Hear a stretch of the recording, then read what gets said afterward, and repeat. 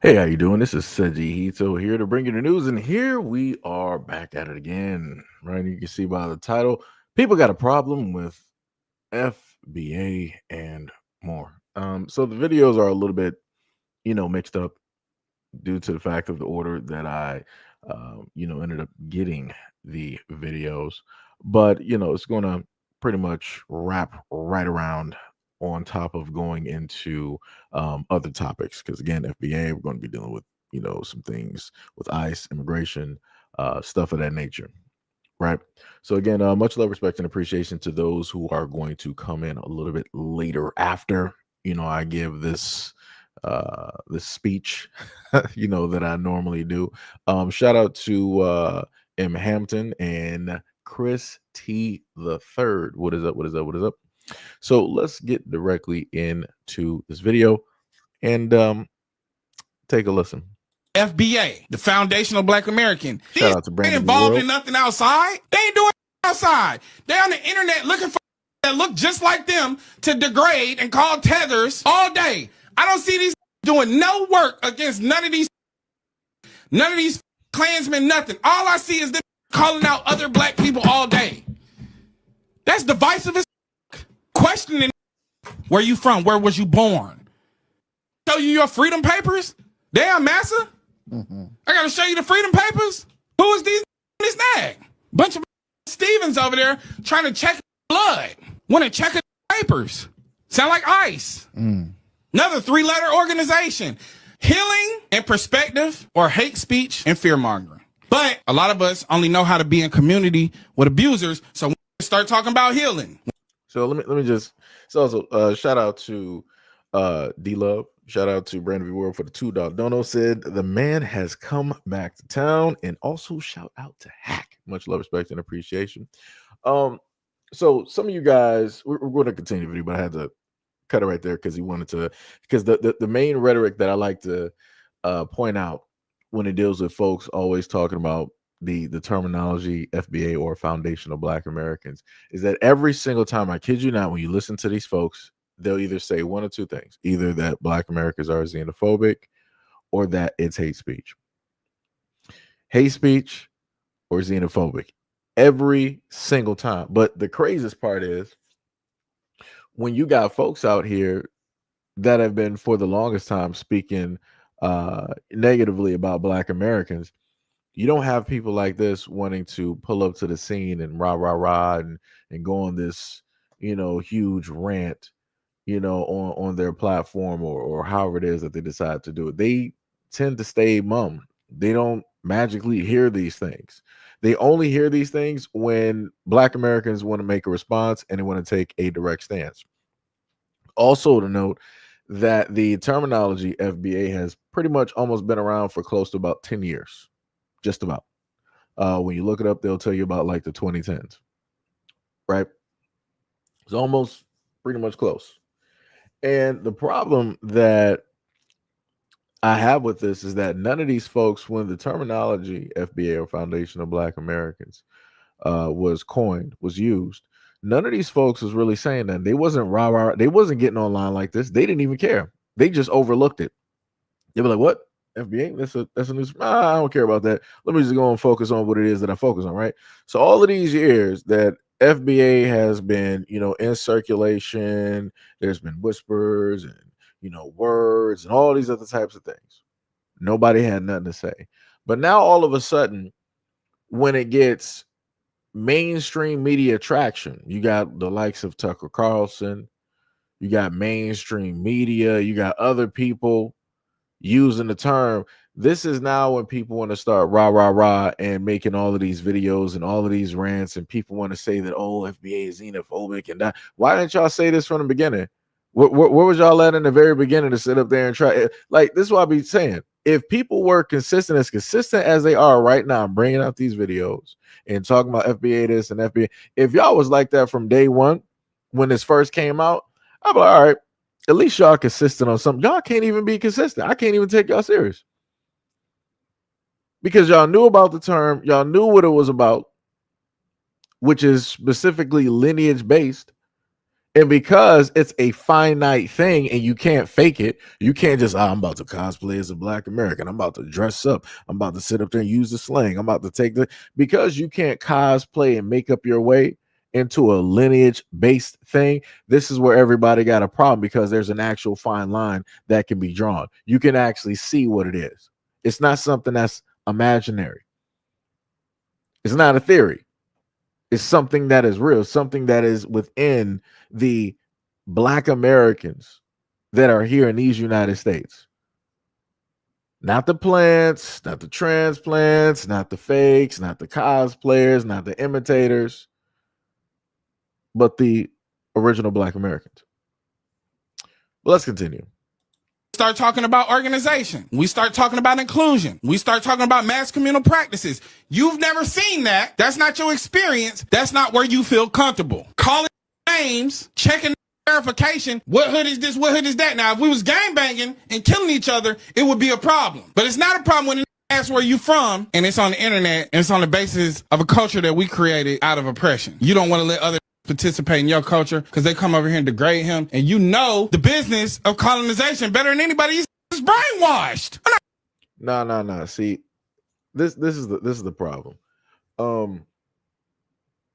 Now what's true about the circumstances is that due to the history, the very unique history of Black Americans, we did create a culture, and from that culture came beauty. It's like when people talk about a rose growing from concrete. It's pretty much that, right? You got the hardest land directly out here. There is no beauty there. It's impossible for anything to grow and to live. But somehow, some way, Black Americans found a way. No matter what type of segregation, no matter what type of laws, rules, or regulation, no matter if the military, the police, the government was directly against us, the assassinations that were taking place, the poisoning that was happening to our blood and to our water still to this day, and many other things. No matter what was taking place, we were still able to flourish, and we are still here. Nobody else can say that. Nobody else can say that they have survived and lived through what Black Americans have historically gone through, and they still exist and they are still here. Nobody can say that. This is why everything is so unique to us when it deals with this conversation. This is another reason why a lot of people have these problems, because they can't just decide, be like, oh, well, we went through this over here, so realistically, no, it's not the same. It's not the same at all. We got history, we got paperwork to show what it is that we went through. None of these other folks, you don't have nothing out here where you got Jamaicans, Haitians, Caribbeans, Africans, all these other folks talking about that they went through the exact same American experience that Black Americans went through historically. No, they can't. they can try as they might, but nobody even comes close. And if we are simply telling people that, yo, this is our culture, like this is us, this is a part of our history, this is within our blood, like this is where it came from, we are the body of this, we are the work, we are the source of this, I don't see what the problem is. Every other culture around the world will tell you in a multitude of ways that this is how proud they are, this is their culture, this is what they believe in, that nobody else shares in or could add in or take from this culture because they are the source from that. When everybody else does it, nobody says anything. People celebrate the type of pride that those people have. When Black Americans take a stand, because for so long, people have decided to trample, walk directly on, hold their noses up, look down upon. They want to badmouth, right? They want to drag our names to the mud. The moment of time that we're tired of dealing with all of that, right? Tired of dealing with being a puncher bag, and we take a stand. Now everybody got a problem, and now automatically we're the villain for standing up. And this is what we get right here. That's some crazy work. I'm going back and forth with that come here from another country in search of the American dream when I know this is a nightmare. I'm not going back and forth with that think he finna get some favor from these white people. I see you that's born in America do the same. Michigan head coach, Tether, Stephen A. Smith and Tether. How many we seen tap dance and degrade Black people that are from America, born in America? When do do it from abroad, I don't say it's an issue with them. I know that they're brainwashed by the system because they went through colonization over there just like we went through it over here. Why the is they leaving Africa? Because Europeans are destabilizing their countries, inserting capitalist dictators, fascist dictators in more democratic socialist societies, toppling governments, and then sending them fleeing. Where do they go? To America. And what do? They come through with their religious minds, with their colonized minds, and destable black American revolutionaries because they don't know no better. And it's a bunch of in America that don't know no better. They only are used to being in community with abusers. We have been oppressed in this country for 400 years. Some of us don't know how it feels not to be oppressed. Some of you ain't comfortable if you're not oppressed. You've never created an idea of what freedom looks like for you. Black Americans, and I advocate for this, me and Big Cat are the blackest of black Americans. We are true to the black American experience. We are proud. We also understand that our story doesn't start here nor end here. The Panthers were Pan-Africanists. Marcus Garvey was a Pan-Africanist. All the leaders and things that came before you that gave you the blueprint to feel revolutionary were also thinking about global movements, mass communal practices instead of micro movements. So we heard that, right? So I'm just trying to put this together real quick because he listed two folks up there. I'm not sure if people caught that. He listed the Michigan State coach, and he also listed Stephen A. Smith. Right? No problem. Cool. No problem. Number one, I would like to mention as I'm putting this together, I'm talking and putting this together at the same time. I looked this up and it said, like, Stephen A. Smith is not. Matter of fact, let me just put it up there instead of just, doing it the normal. Let me see if I got room to put it up there, right? Right. This is what they said about Stephen A. Smith, right? Now I got to zoom this in for myself. They said that Stephen A. Smith is an American sports television personality and journalist of West Indian heritage. Born in the Bronx and raised in Queens, New York, he has noted that his parents are from St. Thomas in the United States Virgin Islands.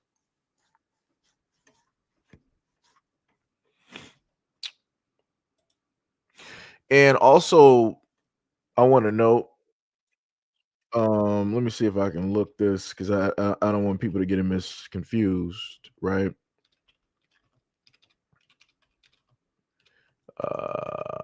Let me see. Where was this?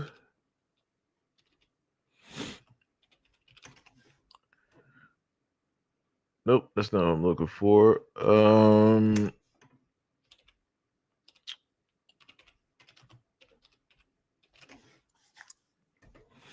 Now, right.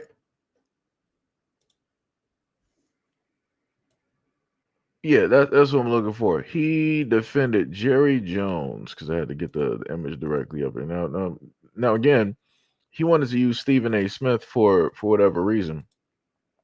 And we can clearly see this. Says Stephen A. Smith has periodically defended Dallas Cowboys owner Jerry Jones, notably regarding the 1957 desegregation photo, calling the backlash cancel culture due to the photo's age. While maintaining a respectful friendship, Smith often toggles between defending Jones's character and heavily criticizing his management decisions and ignorant business first comments.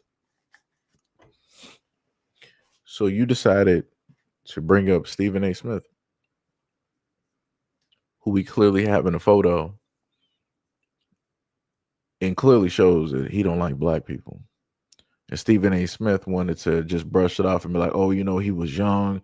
He probably didn't know what was, going on, what was happening, during the time, everybody, it's just a ruckus. And what? Yeah, okay. All right.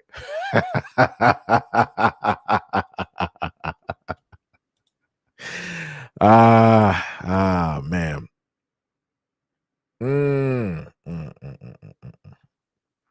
That's some crazy work. And then he listed the Michigan state coach, right? Ain't this the no? I could stand corrected, right? But wasn't this the dude who was married to a white woman? Huh? I could have. Let me just make sure. let me just make sure. Let me just look up pictures of his wife. Okay, so he was uh okay. Okay. So let me just bring this directly up there, right? So the other example that this man wanted to bring up was the Michigan coach, correct? So the example that you wanted to bring up to people is this black dude who got married to a white woman and then cheated on a white woman with another white woman. These are the examples. These these are the prime examples of you wanting to prove a point. This ain't it. This ain't- I need people to do better on examples. I need people to I need people got to pull up some less or non-problematic people. That's crazy. That the examples that you want to basically give where black people having problems with other black people, you want to list these too. Really? Yo, that is wild. That is wild. That is 100% wild. 100% wild. That's crazy. That's crazy. And somebody, wait, somebody said is he what? Oh, I got you. Hold on. Uh,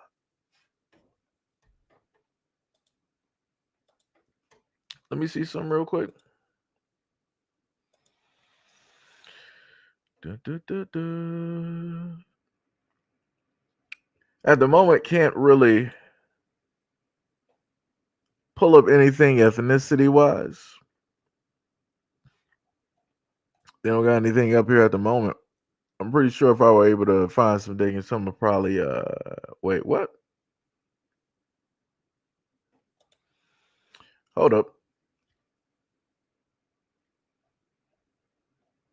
Well. As soon as I said something, here we go. Hold on. Let me just put this directly up there so we can all just read this because I don't want people to think I'm just hating on another black man. Let's take a look at what this says, guys. It clearly says that is what was it? Sharon Moore, African American, said yes, while his heritage is Caribbean, Moore identifies as African American, and his journey reflects the layered experience of black coaches navigating the highest levels of football. So this is why I tell people before, it's like when you hear people talk, you gotta do your own research. You gotta look some stuff up because in a lot of instances you can't just take people's what it is that they say as face value. So you decided to list two men who are not lineage wise black American. I'm talking about like two black parents, two black American parents. I'm not talking about they from bloodline wise, they from anywhere. I'm not talking about none of that. I'm not talking about none. I'm talking about specifically black American. And these are the two examples. We got one Stephen A. Smith, and we know how Stephen A. Smith be out here talking. And the other one, you wanted to list a Caribbean man who identifies as African American, got married to a white woman and cheated on that white woman with another white woman. Okay. This is what we're doing. This is what we're doing. That is wild. That is wild. Wrong examples. That's all I'm saying. Like I said, people can date whoever it is that they want to date. But what I'm saying is when you want to make an example, you got to do better. That's all I'm saying. We're trying to make the argument against F.B.A. this and that and all this other stuff. You gotta have better. You gotta do better. That's all I'm saying. That's all I'm saying. That sounds completely crazy to me. To go off on that limb and this is what they want to sit up there and do. You just need better examples. That's all I'm saying. Just better examples, right? So now what we are going to take a look at, let me see. I did have a video specifically. Okay, yeah, this is the one I wanted to use because I don't think I had room to actually. Oh no, I actually did post it for you guys. Okay, so next we'll go from the bottom here. What hurt Africans when they come to America, not even most of them don't even deal with black Americans. Most of them don't even want to have nothing to do with black Americans. I don't see no Africans supporting black American businesses. I don't see no black African companies saying we're going to work with black Americans. We're going to work together and unite. I don't see none of that. I ain't never seen none of that. I've been in America all my life. Most of these Africans do not support black Americans. They don't support them money-wise, business-wise, investment-wise. These African people, even as individuals, they do not support black American businesses. I don't care if you're talking about black American braiding shops. I don't care if you talk about a black American woman selling purses or having her own nail shop. These black Americans, a lot of times we don't get support by nobody, especially Africans who come to America, look down on black Americans many times. So it's not just when Africans get to America and say, we ain't dealing with black Americans. Whether we at school, we not dealing with them. Whether it comes to business, we not dealing with them. And now that black Americans say we gonna boycott y'all and we finna basically distance ourselves from y'all, now the majority of Africans have a problem when black Americans no longer, we don't even acknowledge being called African Americans because we're not from Africa, we from America. My ancestors are from America. So I'm fine with being divided. Black Americans ain't never had no allies. It's not that I don't wish nobody, no foreigner bad, but at the same time, if you're a foreigner, especially an African, you got to also take accountability. Many Africans come over here arrogant. They come over here looking down on black Americans, the very people helping you build success, the very people that's giving you opportunities to send money back to your home and help your family. So again, Africans started this war of divide, in my opinion. So none of them never supported black American businesses, but now they want to try to steal many of our reparations. No reparations should only go to black Americans. We helped build America from the ground up. But other foreigners like Africans, they come here and benefit off the backs of black Americans. Everybody, I'm J.R. Leonard. I'm the new voice of sports and social issues. Everybody, please like, share, repost my video. Thank you. Right, so we heard the brother speaking, and these are the same words that you've heard other black folks, and again, I've heard black folks before I was even thought of. And we have some recordings or audios or videos directly of elders speaking on this exact same thing. And it's funny how a lot of folks don't want to acknowledge any of that information. They don't want to acknowledge the elders speaking on this. They're not trying to have a debate there. They're not trying to have a back and forth there. But when it deals with now, everybody got their mouth open and talking about, oh no, everybody's always been allies of black Americans. Everybody's always supported. And the main go-to that they always say is what? Oh, we were there for BLM. Okay.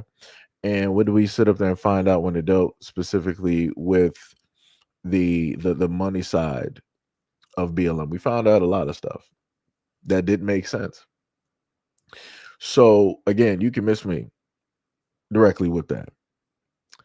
The other thing I also want to list is we tried to tell a lot of people before it got to this point that you are making the wrong choice, the wrong decision. And yeah, people are free to make whatever choice they want to sit up there and make. But people can also give you early warnings, right? So going back to the fact of how people want to say that, oh, they supported black people, they were there, and all this other type of stuff, right? Let's take a look. Let's blast from the past. Let's take a listen. System continues to fail black people, and they will continue to fail you all. Like I said, because this happened with Orlando, when they get done with us, They're coming from you, for you, for you, and all your interracial children. Y'all are next. And you'll be standing up here fighting for justice just as well as I am. I am so disappointed in the state of Minnesota. My son loved this state. He had one tattoo on his body, and it was of the Twin Cities, the state of Minnesota with TC on it. My son loved this city, and this city killed my son. And the murderer gets away. Are you kidding me right now? We're not evolving as a civilization. We're devolving. We have taken steps forward. People have died for us to have these rights, and now we're devolving. We're going back down to 1969. What is it gonna take? I'm mad as hell right now. Yes, I am. My firstborn one son died here in Minnesota. Under the circumstances, just because he was a police officer, that makes it okay. Oh, now they got free reign. He's found innocent on all counts. He's shot into a car with no regard to human life, and that's okay.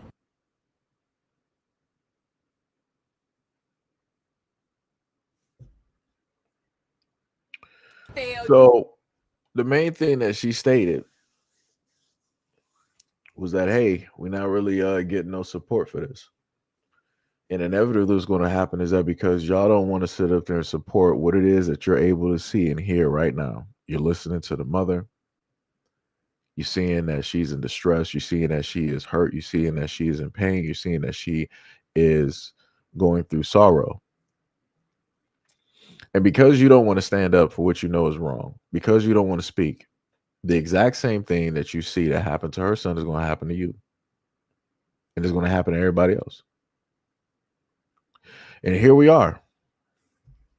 The words of this mother from some time ago, ringing true today because nobody wanted to listen. All of these folks that want to get online and talk about, oh yeah, we're allies, we're this, we're that. Where? When all of these police were getting like left, just like they were left and right. They were just getting, just bailed out of jail because nothing was incriminating. They were found innocent by their peers and all this. Where were y'all at? What happened to the countless officers that were released? To the countless officers that really, were free. They didn't really have no trial. They were just free. They were just held momentarily because the system was like, we're going to investigate ourselves, and we investigated and we found no wrongdoing. So he's free to go. So now all of those folks that y'all allowed to roam free, they didn't had kids and had families, and now they're raising their kids and their families to do the exact same things that they did. And guess what? Their kids are going directly into law enforcement. They're going directly into the military. They're going directly into the National Guard. They're going directly into a lot of these other places, which are going to have a negative effect on everybody else. And now everybody else is realizing it, and they're looking at black people like, yo, black people, we gotta let bygones be bygones. We gotta put the past in the past. That was so long ago. We gotta focus on the here and now.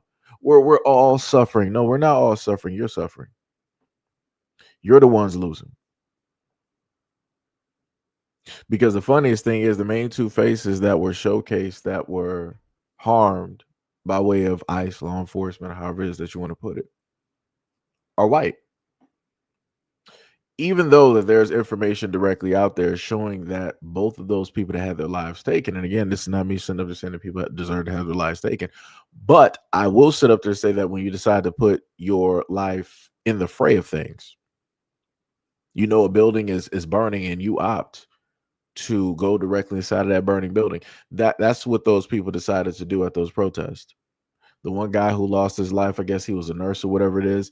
There's videos out there of him kicking vehicles that had ICE agents directly in there. These people are armed. Why would you sit up there and kick a vehicle where you got dudes with bulletproof vest on and they're armed to the teeth? Why would you sit up there and do that? That's like you going up to a hornet's nest and deciding that you wanted to punch it. You got to be one of the most stupidest fools directly out here. You're provoking the inevitable to happen. If you attack a hornet's nest, what a hornet's going to do? they're going to attack any and everything moving nearby, probably in like a 20-mile radius. If they even perceive you as a threat, if you're even moving and breathing, they're going to sit up there and attack you because, like, hey, we got an attack. We don't know who did it, but you're in this area. Okay, we're going to attack you. We're going to come directly after you. We're going to chase you down. The other woman, Renee Good, her life got taken. Why? Because she decided that she wanted to be in the middle of the road where ICE was doing whatever it is that they was doing, minding their business, just doing whatever it is that they're doing. She decided to put herself in a situation. Better yet, let me rephrase that. Her wife decided to put her in that situation by telling her to leave the safety of her home and to come down to the protest where her wife decided to be. And because her wife decided who was the head of the marriage, head of the relationship, told her, and Renee followed orders, Renee inevitably lost her life because she followed the orders of her wife. So, like I said, all of this is because people decided that they didn't want to listen. And it's going to keep happening. Like I said, I don't got no empathy or sympathy on the situation. I told people a while ago the exact same energy that people gave during all of those extents when black folks were losing their lives directly out here by way of the police, and you had a whole bunch of folks that seemingly didn't care. They didn't want to say nothing. Cool, no problem. The energy is going to be returned. I told you I was going to be right here, and I told you I was going to report directly on it, and I'm going to look at the situation the exact same way that y'all looked at it for the last 10 plus years. So for the white folks out there who are going to potentially lose their lives in the future, I need y'all to learn how to respect the police. I need you to learn how to listen to an oath keeper, respect the law. I need white folks to raise their kids better so that they don't antagonize law enforcement doing their duties. Any point in time from now up until the end of time that I ever see law enforcement harming or taking the life of anybody in the white community, I'm just going to sit back and say that y'all need to raise y'all kids better. Maybe if your kids were dressed differently, maybe if they were talking differently, maybe if they would listen and obey a law abiding command from an oath keeper, things would have been different. Maybe if they would have minded their business and stopped trying to, be one of the riffraff, stop trying to be thugs directly out here, stop trying to be criminals. Maybe if they wasn't running around like gangbangers, maybe they wouldn't be targeted. Right? Like I said, it's interesting when white Americans want to pull up online for the last 10 to 15 years and y'all think that we're going to forget all of the most atrocious, horrendous things that you have said to those who lost their lives, and you think that we're not going to have that energy in return. You are sorely mistaken. You are sorely let me see.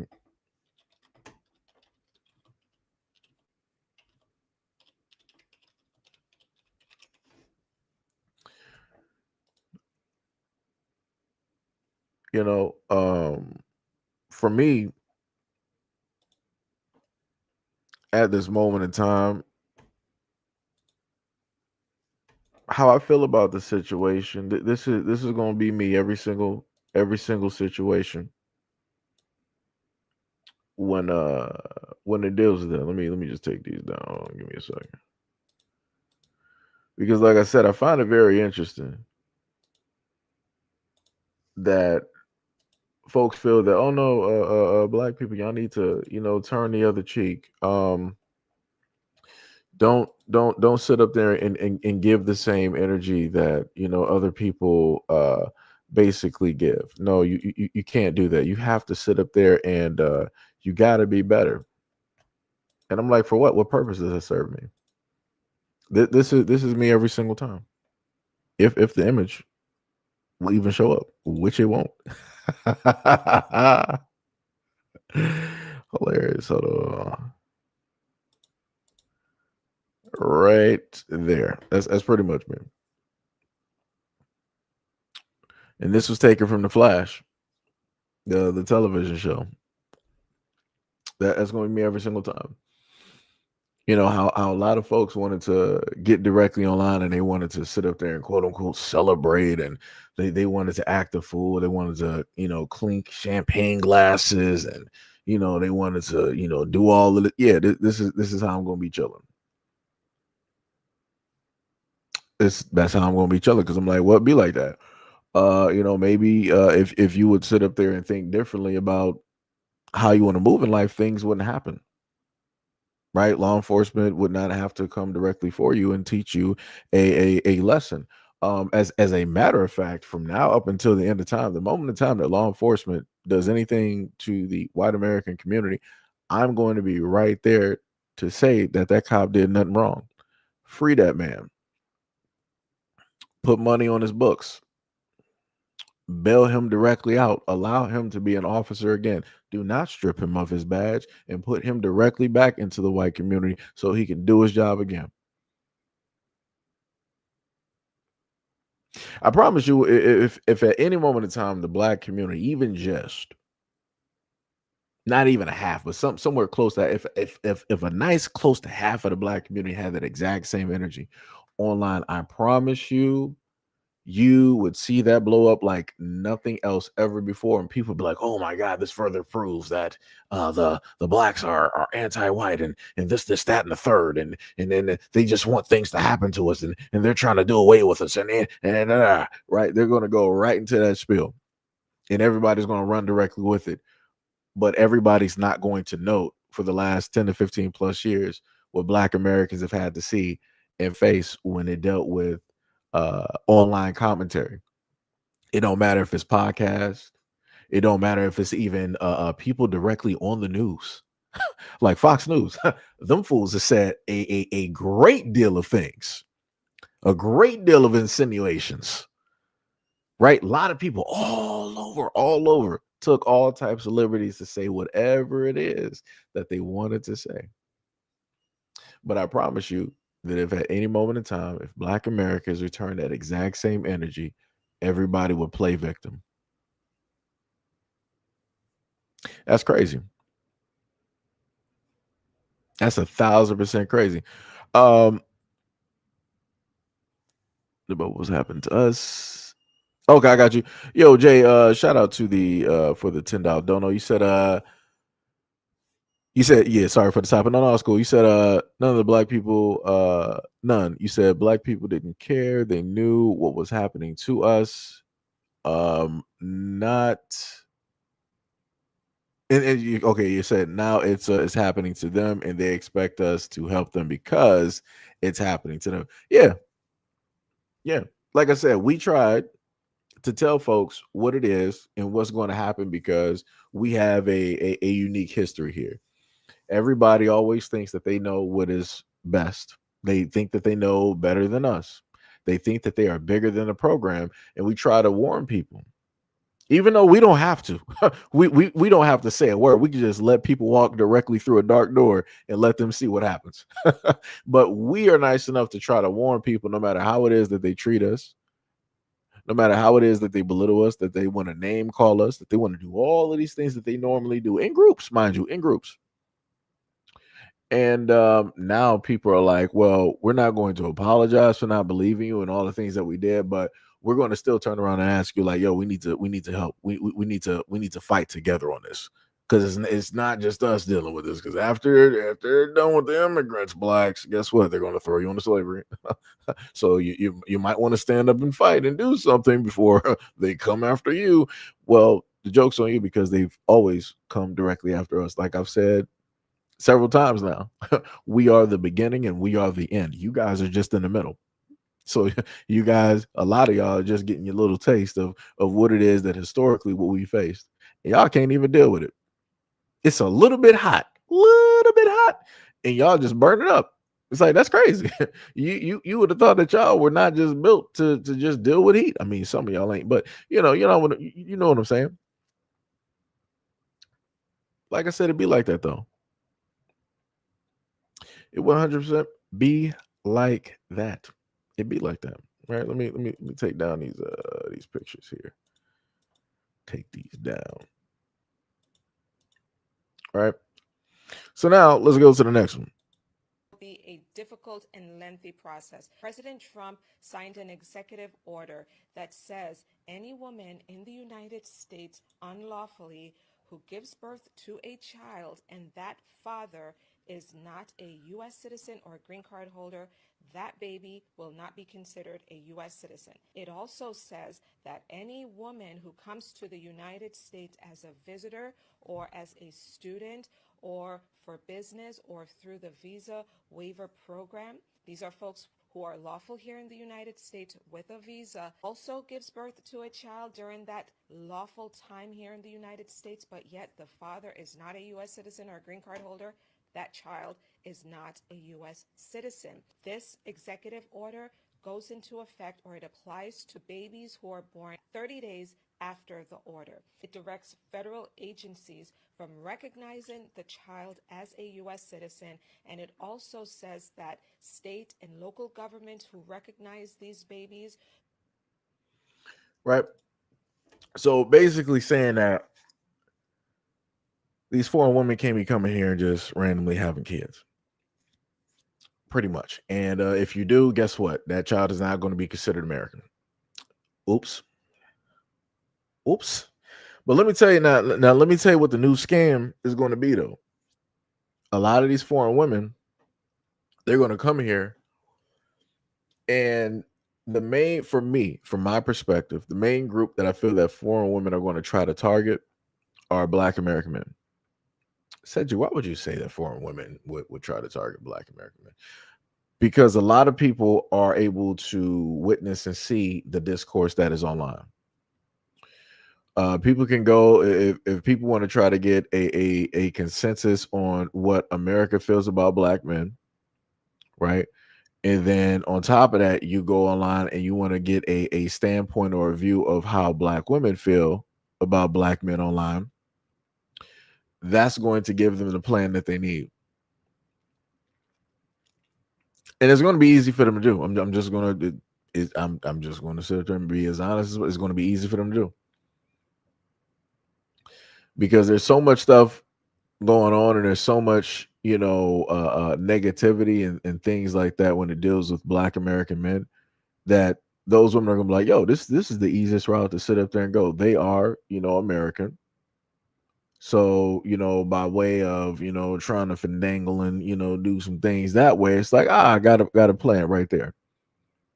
And like I said, it's going to be easy work. I wouldn't be too surprised. I wouldn't be too surprised. And like I said, it's gonna be something. that's the best way I can put it. It's gonna be something. It's gonna be something. It is going to be something with the scamming and the targeting plans that folks are going to try to do in order to secure that citizenship. It's gonna be some stuff though. It's gonna be some stuff. Watch, promise you. Give it about a good 10 years. You'll start hearing some stories. Just like you hear stories of Africans deciding that they're trying to get married. You got the African dudes getting married abroad, even though they got families back home. They're getting married in Japan, getting married in China, getting married to European women, all to quote unquote bring their family over, aka bring over their wife and their kids. And they claim that that's their brothers and their sisters and their cousins. Like I said, there are stories.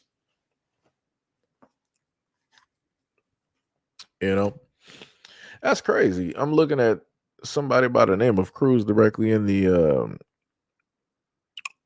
comment section wanted to speak on Black Americans. That's some wild work. That's some wild. There's a lot of things I want to say, but I'm working on becoming a better person. I actually saw somebody else directly in the comment section as well talking about FBA. And the main thing I tell people is that if you want to learn about FBA, you can sit up there and look it up yourself. I didn't gone over the definition and specifically what it means, time and time again and all this other type of stuff. But for whatever reason, everybody can write paragraphs, directly in the chat, but can't take 5 to 10 to 15 seconds to use the same thumbs and to just Google something real quick. It's some wild work out here, let me tell you. This woman, Gail. Gail is hilarious. Oh my goodness, Gail is hilarious. Let me tell you something. What's up, Gail? Hey, Shan, what is up? What is up? What is up? Hopefully you are feeling better. And the other thing that I want to note about folks that want to always tell black people to, hey, you need to monitor, we're all going through this and that and all this. But I'm like, okay, so for all of the, and again, I don't got nothing against nobody, right?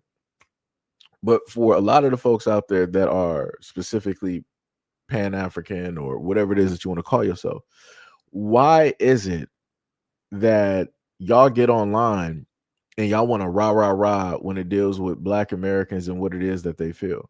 Why don't y'all get together as a whole collective and y'all are all over there? Y'all taking American dollars and y'all all go over there to Africa to start fixing up these African countries. That's all I'm trying to figure out. That's all I'm trying to figure out, right? Because a lot of people want to sit up there and say that, Black Americans ain't sitting up there doing nothing and all this stuff. But I'm like, if y'all really, for a lot of those folks out there that say that they are deeply entrenched and they love, Africa and all these other places, I'm just trying to figure out where are these people when it deals with trying to get the Caribbean straight, when it deals with trying to get the Haitians straight, right?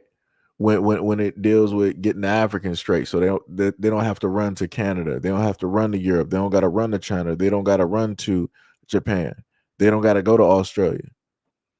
That's all I'm just trying to figure out. And again, it's an honest question, because I'm like, instead of quote unquote wasting time and talking to Black Americans and trying to change their mind frame or frame working, why are y'all not proactively as a group over there marching and fixing up those countries, taking your American dollars and investing them into those governments so that they can be less corrupt or however it works, cleaning up those streets, helping those people actually get, water, sewage systems, working lights that so they won't have blackouts or brownouts.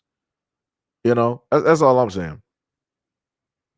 That's all I'm saying, because I see a lot of folks having problems with Black Americans and not focused on what it is that they say that they are focused on, or on the work that needs to be done. That's all I'm saying. That's all I'm saying. Shout out to Brother Allen for the $5 dono. Much love, respect, and appreciation. Much love, much love, much love. Rabbit said, can we still watch 90 Day Fiance? I love the doom from the start relationships. Muhammad was really surprising. 50 years old. Smells. Oh yeah, it's crazy. That is wild. That is wild. Nietzsche, what is up? What is up? What is up? I want to mispronounce the name. You said because they don't want to go to Africa, they just want us to go over there, then complain when we don't want to go. Speaking of the comment that you just mentioned, much love, respect, and appreciation for the $5 dono. Much love, much love, much love. Speaking on the comment that you brought up, which was this one right here, let me just pair it up with this video here. Joy Reid videos. If you get an opportunity to watch Joy Reid videos, go watch them. You'll learn a lot, especially her video on slavery. Oh, we're gonna wait till the midterm election comes. Ain't gonna be no midterm election. You better look into getting a dual citizenship somewhere if you can, because things about to get ugly. So let me just freeze it right there, right? So you had the young man from the Grits and Eggs podcast, and he was, he wanted to go on his rant when it dealt with Black Americans. But why is it that none of these folks got any type of mouth for these celebrities that are saying that they're not about to fight for what it is that they got here in these United States? They're going to run. They're going to flee. That's now again, if people said, "Hey, I got a dual citizenship because of business, or maybe I got a home or something like that, or vacationing," that's cool, no problem, right? Cool. You're talking about as a wealthy individual, right? A quote unquote Black American. You're talking about like, yeah, things getting like real bad here. I got dual citizenship, so I can dip. I mean, George Clooney did that. He, I think he either has dual citizenship or he renounced his American citizenship, and he is now with his wife raising his kids, I think over there in Italy or France or something like that, right? Um, so again, I find it very interesting that a lot of folks on these podcasts don't really have nothing to say about these celebrities, just dipping off and not trying to fight for nothing. But then you want to run your mouth online and you want to try to clown, ordinary Black Americans for their stance and solidifying that stance and saying that, hey, this is us. This is what we want to sit up there and fight for. This is what we stand for. That's some crazy work. No mouth for the celebrities running, even though they supposed to be proud to be Black and all this other stuff. Not trying to fight for nothing. They're not trying to put no money into no fight or nothing like that. Let's keep going. Things about to get really. I'm scared. Scared. It might be a point where we might have to pack up our families and leave, because if ICE can get immigrants or whatever and just go and get them, and without their due process in court, why can't they do it to everybody else? Right. So we heard that, right? I'm just trying to figure out, what would you be specifically afraid of, sir? What would you be afraid of? Because I'm highly, I, huh. Again, it's a little bit odd to me when people are they talking about just running. Because when I think about things historically speaking, Black Americans, our ancestors, they didn't have the unique ability. We're about to just sit up there and pack up and run. We're about to do this. We're about to do that. No, people had to stay and fight. You either stand for something or you fall for anything, right? Didn't have the luxury, didn't have the liberty to automatically go flee. That's something of a now time that people have the ability to do because of how open the world is, because of money, because of how laws and the outlook of things have, changed. And I hear a lot of these celebrities out here telling ordinary folks, yo, you need to sit up there and get a dual passport. But the funny thing is, they could more than likely make this message open, but they're probably still not even talking to the ordinary people. They're probably just talking in, quote unquote, in general, but realistically, they're talking to their other celebrity friends, right? Because if other celebrities got together and decided that they wanted to make a plan, there's a potentiality that somebody is going to snitch and try to give that information to who not and whoever, right? And we all know what normally happens when you got people trying to come together with some stuff, right? But when these celebrities come online and they decide that, hey, I'm going to my platform to just talk to my millions of followers or whatnot or whatever, they can then relay that message openly. And the ones that are in the know, meaning their other celebrity friends, they can just peer in, they can listen directly to it without them having to all be in one room as a giant target. And that's something else that I've witnessed over time, especially during the pandemic, where a lot of celebrities would give messages, and the messages would not really they didn't really sound right. It was just something a little bit weird, as if you knew that they were talking to you, but you knew directly that they were not talking to you, right? It's like if you walk down the street and you see somebody looking at you and you think that they're looking at you, but really they're looking through you. It's that type of thing. And that's the same thing I feel with this when it deals with the whole Ricky Smiley situation. That a lot of these celebrities are just trying to get smart, trying to find better ways to communicate with one another, because they know that, people are being tracked and, being listened directly to, targeted, and all these other types of things. So this is the easiest way for them to sit up there and do it, because the information could generally, right, be used for anybody, but specifically when it deals with being able to move and from, when it deals with uprooting and then going somewhere else, ordinary black folks just can't do that. We don't normally just have, yeah, we got multi-million-dollar business. We got 4 businesses going, so we got, quite a bit of money coming directly in, so yeah, we're going to uproot and just go, somewhere else and leave this here running on autopilot. Nah. So again, you know who it is that they're talking to. And then the dude talking about listening to Joy Reid. First of all, I didn't mention a lot of things on this platform about Joy Reid. She done a lot of targeting when it deals with Black American men. Number one, made large targets directly out of. And then last time I checked, right, Joy Reid is not Black American, correct? Let me look at that real quick.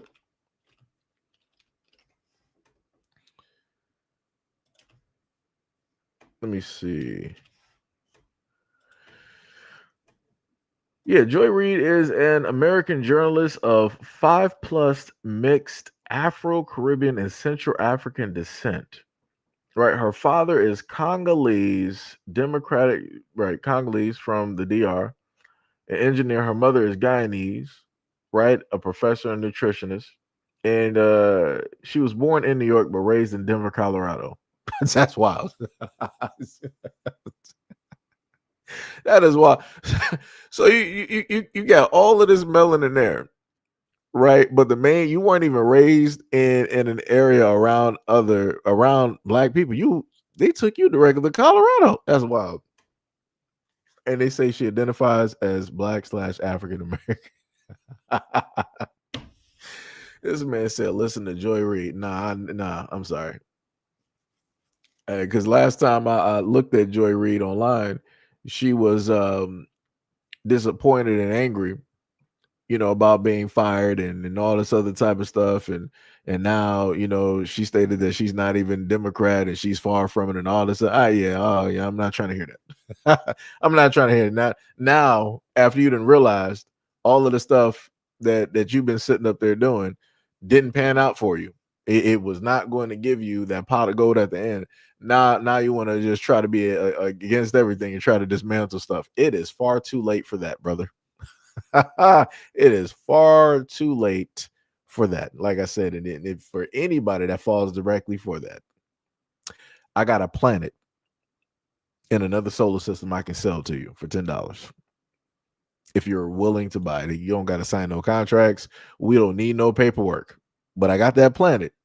Got that planet that you can be directly on. Nice vacations, cool weather. You got 2 to 3 suns like Tatooine. It's great. It's great, right? You don't even got to worry about the empire. Crazy work out. It's diabolical in nature. Diabolical in nature. But now let's go to the next video of another celebrity. Revolution. It's time for it, and they don't even know that's what they're starting.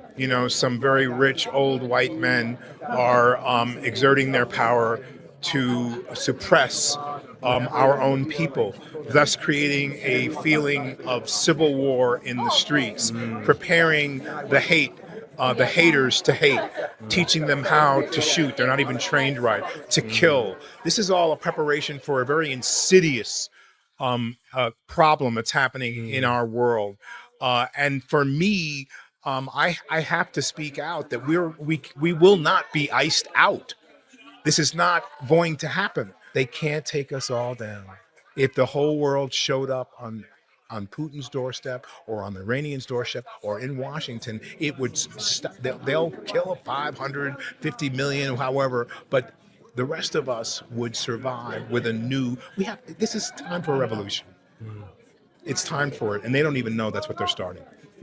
But we have to be strong enough to know that we can change the world. We have to change it from within. So if I'm spiritually ready and right, and I'm ready to understand other people and to agree to disagree with them and say, okay, let's find the solution together, then that starts to change things. Not by deporting immigrants, not by killing brown and even white people on the street. It's crossing over now, and believe me, this is gonna really spark the nature of so many people who are gonna show up and say, no more. I'm mad as hell, and I'm not gonna take it anymore. So, like I said, I like him as an actor, right? He's on the Boys, and he was on what was it, Winter Soldier, Falcon and the Winter Soldier, right? And a few other things, directly from back in the day, Spike Lee and things of that nature, right? Great actor, cool. But again, that's where it stops. People got to have the ability to separate the actor from the actual person, right? The roles that they play that you like versus who they are specifically in real life. And again, I have no problem with him speaking up and standing directly for his people. And I want to note the fact that even looking at the captions, nowhere in there did he list Black Americans. He specifically listed the folks who are being affected by this the most. And again, I respect that. I respect the fact when people can focus in on the issue and not try to, push Black Americans into or try to make it seem as though that they are being targeted specifically in this. This is not our problem. This is not our issue. He specifically stated the two people that when you look at social media, when you look at the news, who are being overwhelmingly affected, directly by this. Like I said, no problem. He's using his platform. He is speaking directly for his people to his people, and he's, putting the message directly up. Have no problem. But again, the main thing that I do want to point out to Black Americans is that in a lot of instances, when people will see things hitting their front door, they will make sure to speak for themselves. But when they see things happening to you, they will make sure to stay silent and to stay quiet. That's all I'm saying. That's all I'm saying. So now we're going to go to the next video, which is this one. The FBI created the Ghetto Informant Program, where they recruited people that looked like us to spy on us, to build a massive intelligence network within Black America. You don't have to believe me. Look up the FBI documents. 1960 was the year of the Greensboro sit-ins, where 4 Black college students sat at a segregated lunch counter. Within months, sit-ins spread to over 70 cities. Tens of thousands of students mobilized, and they formed SNCC, the Student Nonviolent Coordinating Committee. It was the first time in U.S. history that young Black people had organized independently at scale, across state lines, outside of the church, with no central leadership to target. It was growing too fast for the FBI to track. And our movement leaders, they were meeting with revolutionaries all around the world. Africa, Latin America, Asia, all of Europe's former colonies were decolonizing. It was so clear that all of our struggles were intertwined. And by 1960, FBI Director J. Edgar Hoover wrote that they had to prevent the rise of a Negro Messiah. So from 1960 to 1966, the FBI collected data on us through the Ghetto Informant Program. If you've ever heard of COINTELPRO, the counterintelligence program that kept files on Dr. King, Rosa Parks, all the Panthers, that program was originally established to spy on communists. The Ghetto Informant Program, that's how they expanded into Black America. And by 1967, the FBI officially established its Black Nationalist Program built in to COINTELPRO. So by the time the Black Panther Party gets on the scene, the FBI already had informant networks, neighborhood maps, reports on political figures and organizations, and infiltration pipelines. This is a 60-plus-year-old blueprint that requires us to be diligent with how we vet and vouch for our leaders. It requires us to pick up a book and get educated about what our leaders actually wrote and believed. You gotta know how to tell the real from the fake. So we heard that, right? So again, we've always had problems and issues. And within us trying to figure out and create a solution, we've always had infiltrators, people willfully going directly into program. Wait, hold on, give me a second.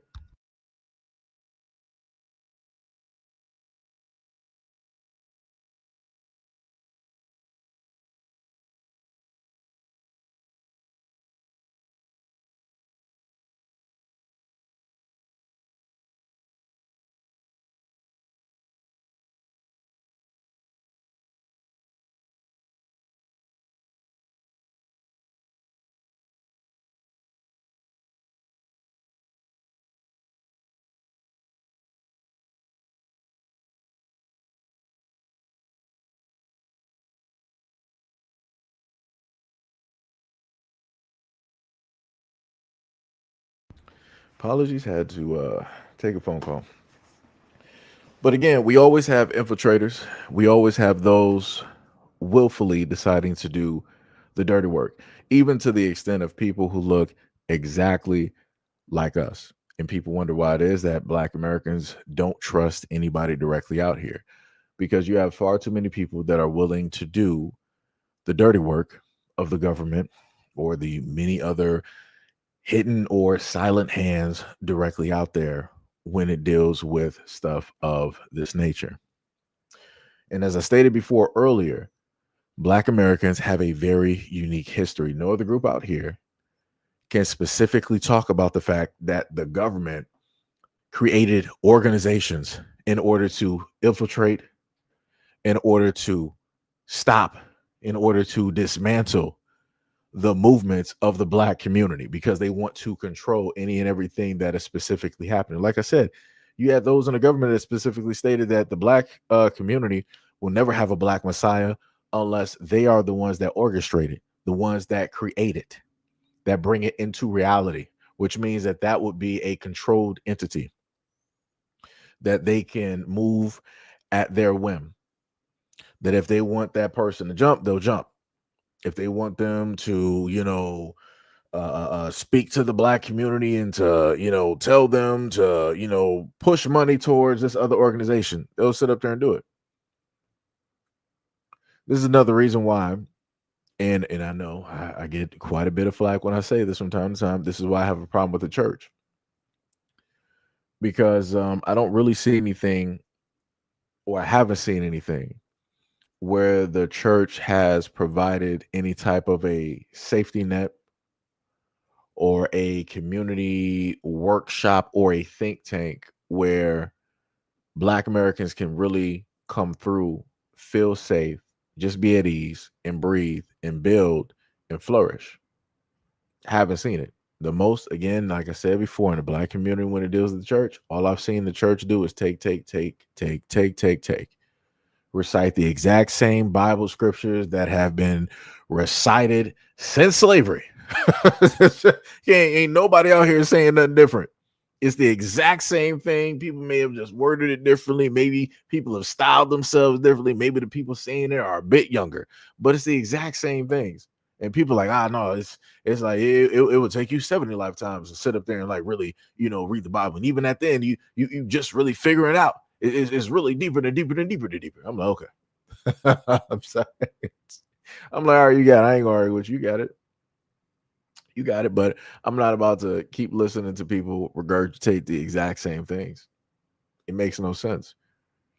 It makes no sense. All of the, everything is supposed to be a lesson, and it seems as though that nobody's learning any type of lessons.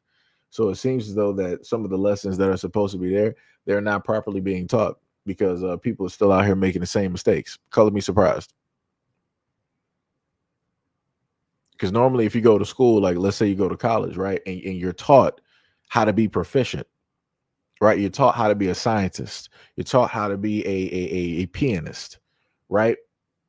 You're taught a lot of these. You're taught how to be a chemist, right? You're taught how to be proficient in that field. You don't need to sit up there and automatically go back 99 different times. You don't need to go back and hear the lesson 99 different times. You don't need to go back and ask a question to the teacher, 40 or 50 years, consistently in the future. No, you already got everything that was supposed to be handed down to you.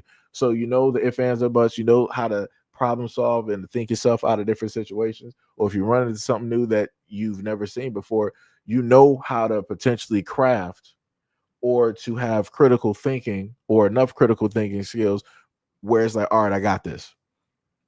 I got A, B, and C that I could potentially do. So let me just look at this and see what's going to work. When it deals with the church, it's none of that. Everybody's still going back to the pastor. Everybody's still going back to, hear about Genesis, Revelations, Leviticus, and all this other. People still going to making the same mistakes. People still going to drugs, still going to alcohol, still going to this, still going to that. The same exact way that we talk about big pharma being problematic when it deals with the health of people, that's the exact same way that I feel about the church in the Black community. That is just there. It's not really solving anything. Somebody needs to show me the work. Show me what has the Black churches in general around the Black community have actually solved. I'll wait. Because we still got drugs in the Black community. We still got alcoholism. We still got addicts. We still got Black people dying over senseless stuff. We still got gangs. We still got thieves. We still got adulterers, right? We still got gamblers, right? We still got DV in the Black community. Like I'm just trying to, I'm just trying to figure some stuff out. That's just me. I don't know.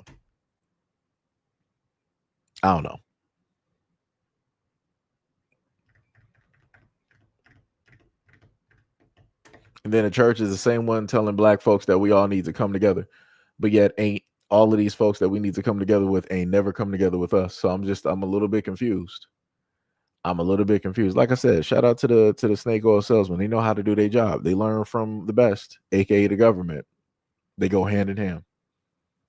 So the exact same way that this brother was giving the examples of how the government came directly in to the Black community, and whenever it is that they saw Black community trying to pick themselves up, group together, and actually fix some situations, and the government's like, nah, we're going to break that all down. That's the exact same way that the government is using the church. In my eyes. I mean, maybe I could be incorrect.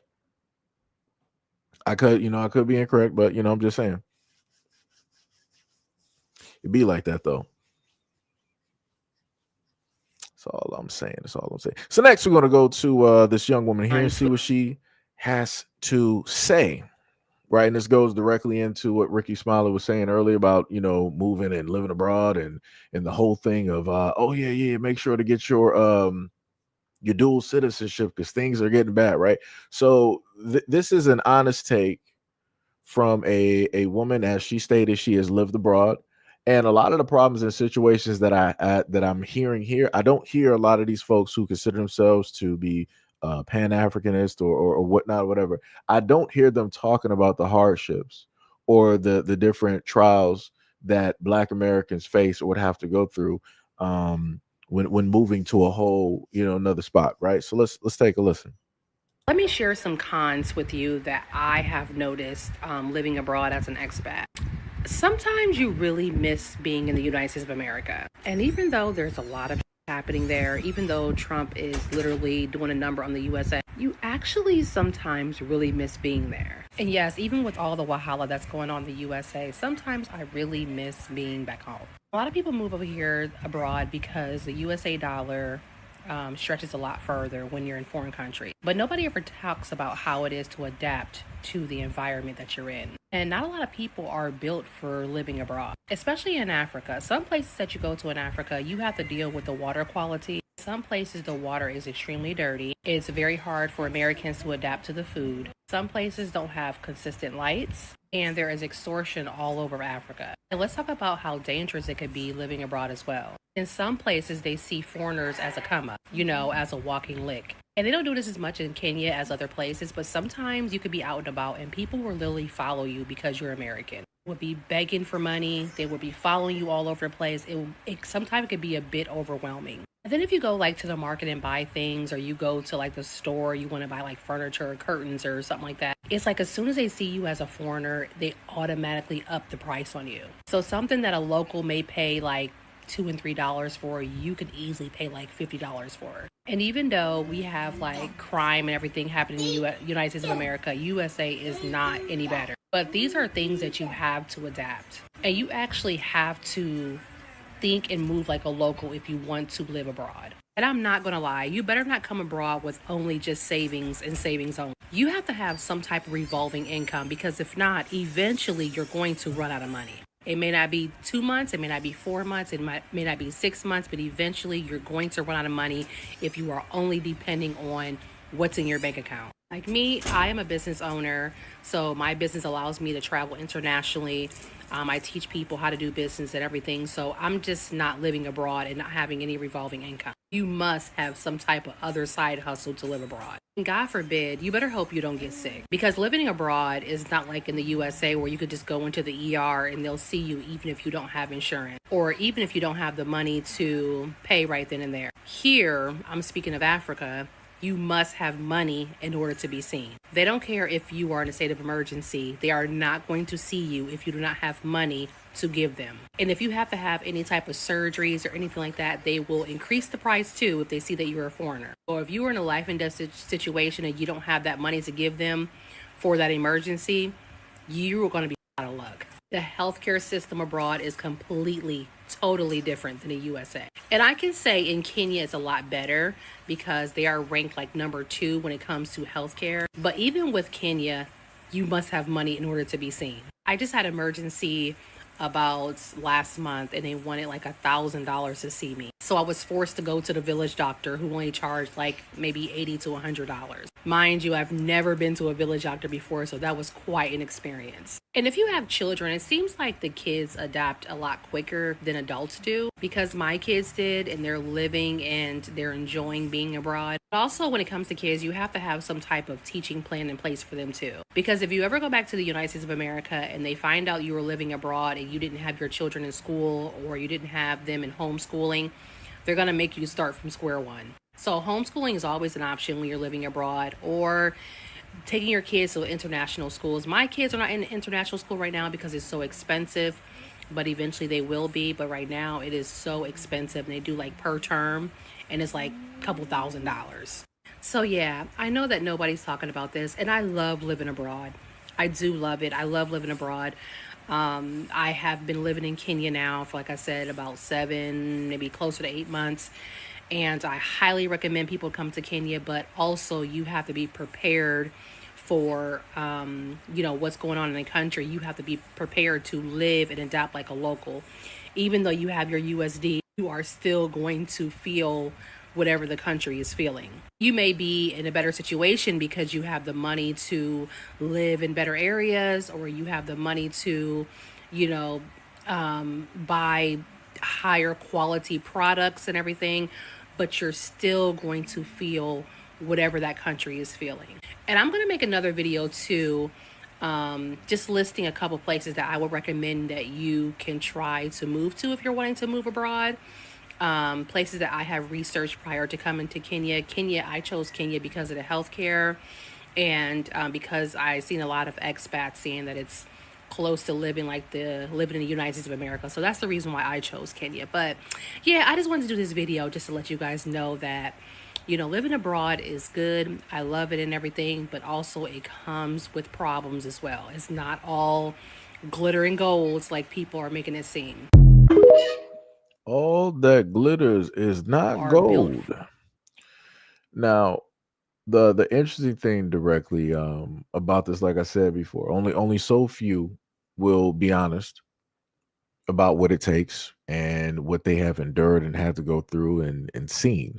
A lot of other folks, they're not going to tell you the bad side. They're not going to tell you the ugly and the bad. They're just going to only list the good. They'll be like, yeah, I'm so free. I can breathe. I can, walk down the street. I don't have to worry about this. I don't have to worry about that. Everybody looks like me. Look at how the house that I'm living in, and look at the land, and look at the air, and listen to the animals, and this, that, and the third. And right, they're going to hype you up by just showing you that. but they're not going to educate you on the economy. They're not going to educate you on the treatment of what Black Americans have to deal with. As she stated before, if they know or can even sense that you're Black American, something that might have cost like $2 for a local there automatically going to cost you 50 to 100.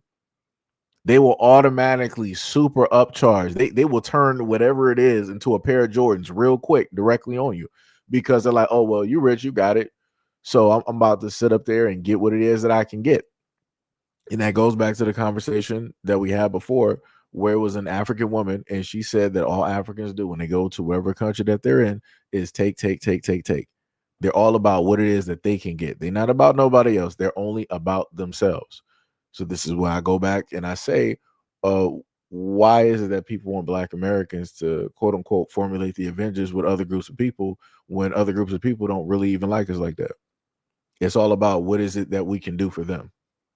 It's what is it that we can specifically give. Matter of fact, you can go look at a young man by the name of I Show Speed. If you type in I Show Speed, and you I guess you could probably type in I Show Speed African tour or I Show Speed goes to Africa. Watch how it is that he gets treated. Right? There's a lot of different moments that are there, but watch how it is that that he gets treated directly there. Watch how it is in Africa, and other people have showed this as well too, that you got folks walking through who are from America. They will walk through the streets of Africa, and you got people automatically following them, trying to hound them directly for money. It don't matter if it's adults or if it's kids or if it's a whole family. And I'm like, that's wild to me, because last time I checked, a lot of Africans sit up there and say that everything is all good over there, right? It's tons of opportunities over there. Everybody is living pretty decent. But then when you have Americans showcasing what they got to face, like you got people just trying to snatch phones out of people's hands. You got people trying to run them down, beg them for money. You got a whole bunch of people. You got men at gas stations. I think I might have showed y'all that video before, but it was a video of a quote unquote Black American male in Africa, and he was just at a gas station, and there was about 10, 15, almost like 20 African men trying to get this dude to go into like multiple different directions to try to buy something or get something directly from these guys. I'm like, that's wild to me. That's 100% wild to me. That just should not be, but yet it is. But the one thing that I will sit up there and say is that when it deals with her kids going over there, they have a different cultural experience, right?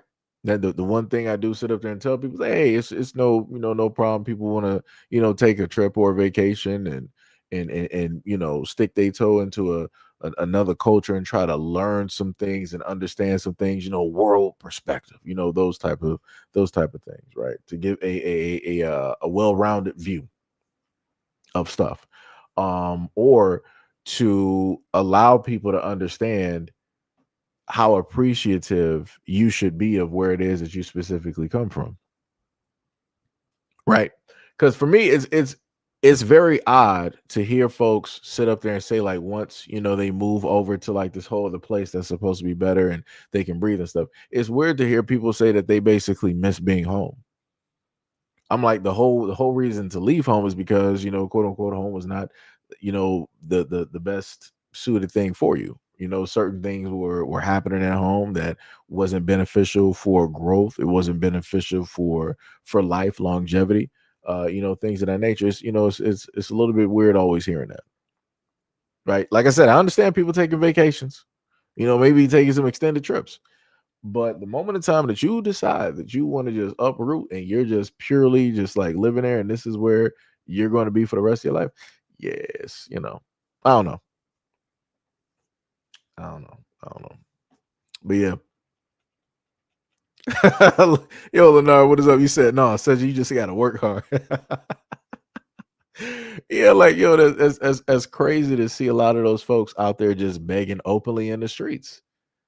And as Sham stated, like you got folks out there where they'll run up on you with a machete real quick with no problem. And like, yo, they got a different type of justice out there. Like they can do whatever it is they want to do out there. If they feel like if they catch you and you stole something, oh yeah, street justice. Like the villagers coming out and they about to stump the yard. You might not make it. You might not make it. The police might even get in on that. Like, it's some crazy work out there. Crazy work out there. But like she said before, if you're going to move abroad and you got kids, yo, you better be very cautious. You better you better pay attention. Somebody better have some teaching degrees or something like that, because it'll be a culture shock for them when they return directly to the United States. And you know how this American system is. To the better extent, especially if it's New York, oh, it's over. You got to be a scholar to graduate high school from there. Like I said, I didn't even understand the difficulties that New York students even face. Matter of fact, let me look up something. Let me see. New York student.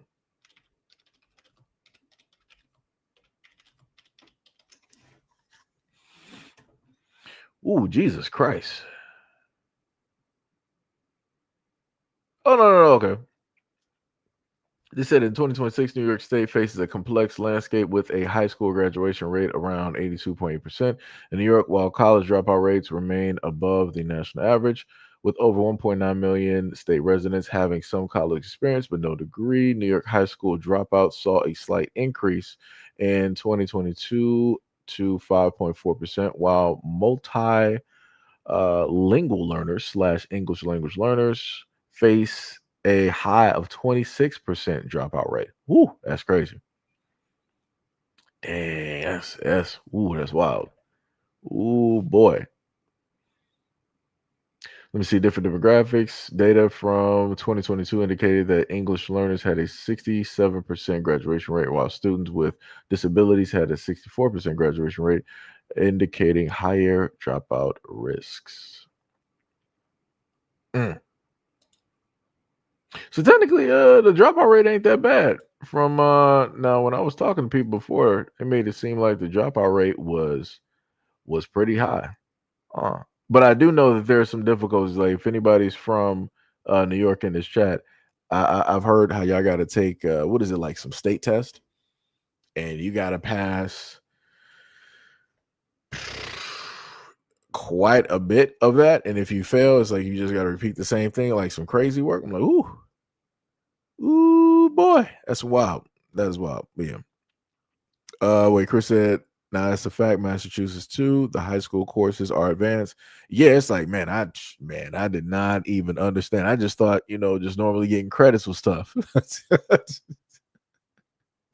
The amount of stuff that the amount of tests that they gotta do just to even pass, man, that is wild.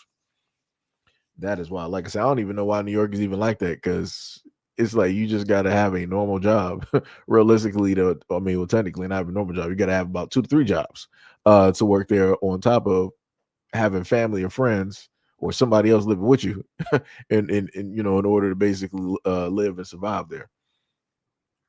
Like New York is not built for a if you solo, it is not built for you unless you got some wealth. Unless you making, a nice, 100K and you don't got no dependents. Other than that, yeah, it's not it. That is not it. Tippy said, overall, yo, what is up, Tippy? Said, overall, wherever you go as a Black American, you have to deal with racism, move differently because you're an outsider. You have to adopt with a new way of living and deal with their country's laws. That is facts. That is facts, aka Tippy Co. Because I saw your picture up there, of the bottles that you got up there. So next, let's go to this brother here and hear what he has to state. Shout out to Tanya McCoy. What is up? What is up? Much love, respect, and appreciation. Left Wells Fargo Bank. The teller was Latino, and the teller next to her was Latino. And they began to speak Spanish in regards to the business transaction I was conducting. Now, that's unprofessional and it's inappropriate. Now, I'm not one of those people who say, hey, you live in America, you need to speak English. But there is a time when You speaking Spanish is inappropriate, unprofessional, and disrespectful. And anytime if there's a business transaction going on, it doesn't matter if it's at Wells Fargo or Family Dollar. You speaking Spanish, you are being disrespectful. And if I would have been a white person, because you know how they get, and I would have went in about it and said, hey, this is America, speak English, they would have wanted to pull their phones out and play victim. Do better. Do better. You know English, speak English at the appropriate times. Be professional. Like I said, I don't care when you speak in your language. You could be in the line with me. I don't care if you talk about me or not. But when conducting business, you a cashier, you a bank teller, yo, speak English. Don't be disrespectful. And he said it real simple. And he is 100% correct. I've seen this time and time again where you want to, let's say like you're ordering something and you having a conversation directly with them, and then out of nowhere, one of the coworkers, they just automatically start speaking Spanish. I'm like, but didn't I just hear you speaking English just a minute ago when you were just at the drive-through window? And then when you're coming to him in front of me as I'm trying to conduct my order, you want to automatically, y'all want to start language switching. I'm like, nah, brother, nah. That's crazy. That's crazy. I'm like, realistically, if it's something that you got to say in a different language, then maybe you shouldn't be saying it. Maybe you should just wait at a different time or talk about it later. If you got a language switch, yeah, like I said, as he stated before, it's immensely disrespectful. Because if I decided to sit up there and do that directly to folks and they didn't know English, like let's say I knew their language, but then somebody else that I was talking to spoke just like English, and I was just doing that directly in front of them, that would make people feel a certain type of way. Because I noticed due to the fact that I have videos just like that. And I've talked about that before because we had stuff like this happening during the pandemic and before the pandemic. And a variety of people have felt different types of ways when things like that specifically happen. Again, if you're in a country where you speak English, everybody here speaks English. It should just be there. Like I said, if I go to any other country, I would at least need to learn respectfully. I would need to learn a little bit of the language there, or at least be proficient, right? Nobody's going to sit up there and be like, I know we're just going to sit up there and learn, English because you're here in our country. Nah, no. It's the reverse. I go there, they learn what it is. I learn what it is that they speak. They come here, they learn what it is that we speak. It shouldn't be no whole thing. Realistically, we shouldn't actually be at the point where anybody in America has to learn other languages because other people are just here speaking stuff. Like that's crazy to me. I'm just gonna be real. I don't care how that sounds. People can call me xenophobic or whatnot, whatever. All I know is at the end of the day, other folks, if I go to their country, they're not about to sit up there and try to learn English because I'm speaking it. They could care less. They do not care nothing about that. They not trying to, like I said, no matter. America's only, the only area of which that we got this problem. That's the only place. Like I said,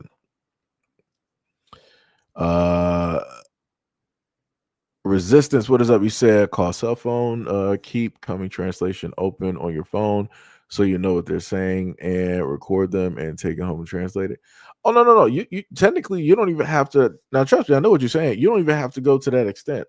They have other devices out here. They got meta glasses. They have different type of wearable devices, earpieces and things like that where you could just have that and it'll translate for you. Like I said, there's a lot of devices out there where it translates, I think, well over 30 to 40 or 50 different languages. So people can just easily pick those up and add it on to what you said before about recording. People can pick up those devices and more than likely record specifically from those devices.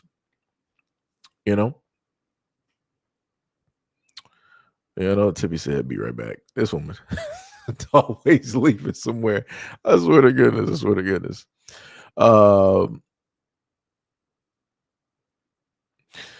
Somebody said the issue with F.B.A.s is that FBAs that are xenophobic and pushing a supreme agenda talking points.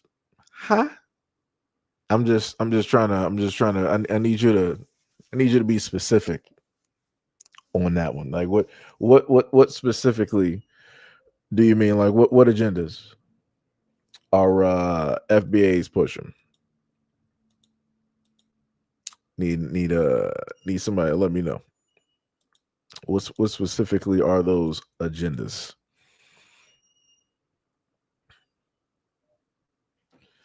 Cuz I'm a little bit confused on that one because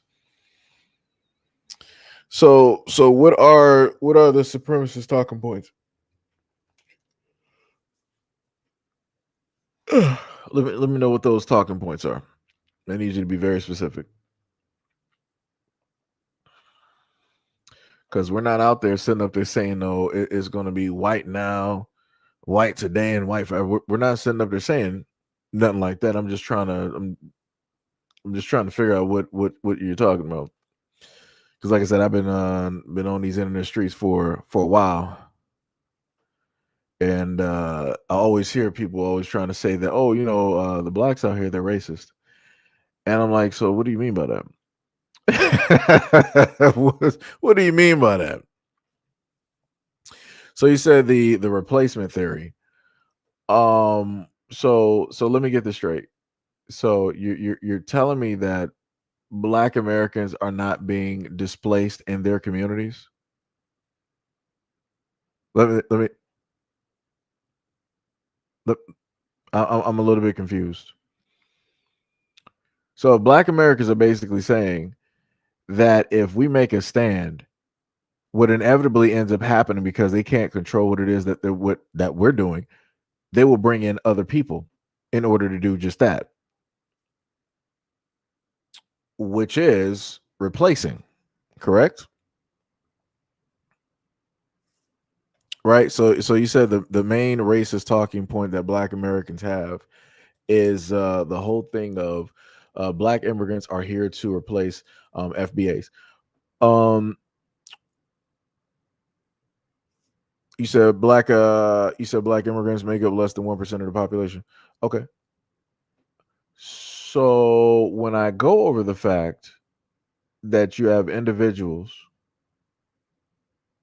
coming directly to the United States, and at least in one video where a Black man was speaking for another Black man, and he was talking about how the Black man worked for 13 years and how the Ethiopians and the Somalians went directly to the white supervisor trying to get that Black man fired. What would that then mean?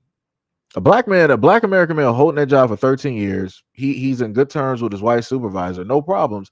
But supernaturally, these Somalis, these Africans come directly over there and they want to cause problems and issues. What would that then mean? Wouldn't that mean that they're trying to replace that Black American to take his position? I'm just trying to figure out. I'm just trying to figure out. When Black Americans specifically speak on what it is historically that we have gone through in the United States, and then Black immigrants come out of nowhere, be like, "Oh well, Black Americans, we hear what you're talking about, but realistically, what you faced is not just specifically your story; it's all of our stories." What would you call that? Because we're not looking for anybody to add themselves directly into our stories, into our narratives, and into what it is that we know, our history, right? What would you call that when another group of people want to pretty much be the spear or on top of that history? That's just what I'm trying to figure out. Right? So when we go in, you said Black immigrant population numbers are tiny. Latino and Asian immigrants actually have the numbers. So let me just make this a fair point, because if people like to say that I hate people, I would love for people to just say that I hate everybody, right? All of those groups that you listed, all don't really mess with Black Americans. I think that that's pretty much fair to say. I think that that's pretty fair to say, right? And we've talked about this before. Now, when it deals with the Africans, it's a very specific thing where it's the amount of disrespect. When it deals with the Africans and the Caribbeans, it's dealing with the disrespect, right? Like I said, growing up, I knew of Busta Rhymes. I didn't know that he was West Indian. Didn't know that at all.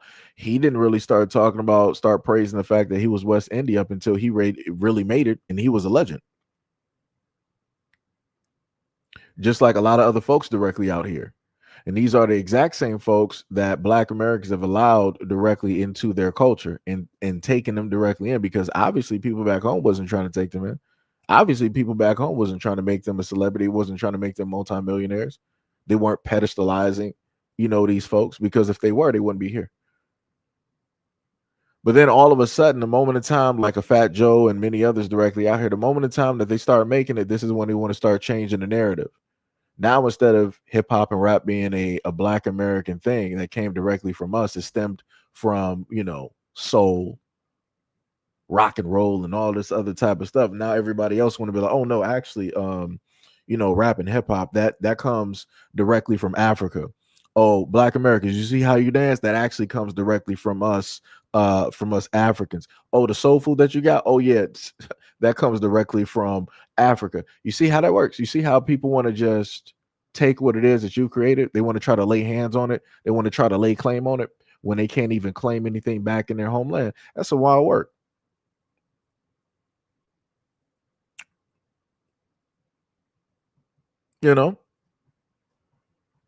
You said that you knew Busta Rhymes was Caribbean when he was the leader of the. See, like I said before, you're old enough, right? You got a lot of other folks out here that were just looking at the person, right? And they were just looking at the artist. They weren't trying to. I'm not about to read any articles and source and all this. They weren't trying to do that. They were just looking at the artist and maybe catching some interviews if they had it on VH1, MTV, BET, stuff like that.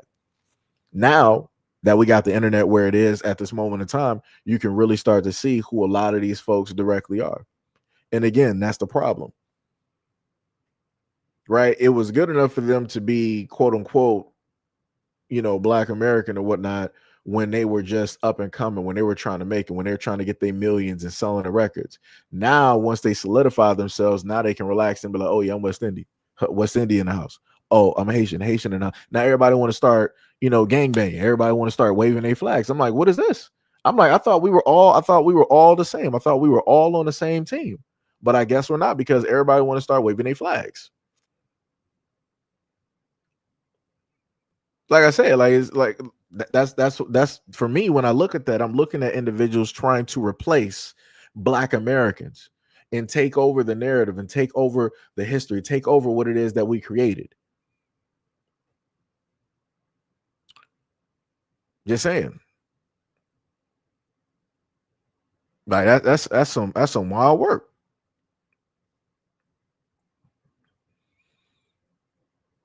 Like I said, no other country out here, no other group of people. I put it to you like this: no Africans out here would ever allow me to start talking, being in their country, right? Being in their towns or their villages, and to start negatively talking about them online. They would come see me where I live. They would find me real quick. They would have machetes. They would have torches. It would be a whole conversation. Right. And we know this. You can go to many other countries. It would be that exact same. Try that with the Hawaiians. I dare you try that with the Hawaiians. Try to sit up there and go over there to Hawaii, talk badly about the Hawaiian people, and think that you're going to be walking out unscathed, thinking that you're going to be able to be disrespectful, trying to lay claim to whatever it is that they created directly over there. You're not going to be able to do it. But when it deals with Black Americans, everybody want to come to Black Americans and be like, "Oh, well, you Black Americans, you guys are xenophobic, you guys are this and you guys are that, you just anti-immigrant and all this other." No, we are against people trying to lie on us. We're against people trying to steal and take from us, because that's all we've ever known and seen. Ever since that we have been here on this planet, on this plane of existence, we've always known people stealing from us. and we never get the credit that we deserve.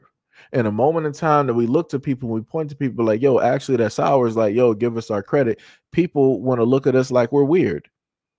People want to act like we're the problem. People want to act like, oh, since we're asking for our credit, now we're trying to get violent. Now we're trying to cause a problem in the situation. Now we're trying to fight people. And that's not it. We're having a conversation telling you like, hey, what you picked up is actually ours. Respect it and give us our credit. It's cool if you want to be a part of it or whatnot, but just know that you are a guest here. Don't think that you're about to take over nothing. And this is when people start having problems. That's crazy to me. That is wild. That is 100% wild.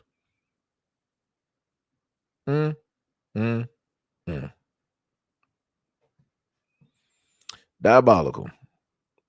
Diabolical. But it'd be like that though. It'd be like that. Like I said, we got too many Africans over here cosplaying as Black Americans. That's all I'm saying. Somebody got to make that make sense, right? You got folks over here trying to claim what it is that Black Americans have gone through. How does that even make sense? You're African. How can you lay any claims to anything? You can't. How do you say that you got a history here? You can't. You don't. You just literally got here. You and your mom and your dad. You just literally got here. You don't got no history here. You got a clean slate. What are we talking about? Like I said, look at the Somalians. That's crazy. You got young Somalians over here talking like Black Americans, dressing like Black Americans, acting like Black Americans. Where they do that at? That's crazy to me. Just like you got the UK, the Black Brits over there in the UK, they claim that the fashion that we wear in Black America, urban wear styling, they claim that they're the ones that came up with it and invented it. Woo! Diabolical. That's some wild work. How do you sit up there and claim the stylings of Black Americans yonder across the pond? Who does that? That's wild. How do you do that? How do you do that? That's some wild work. Wild work.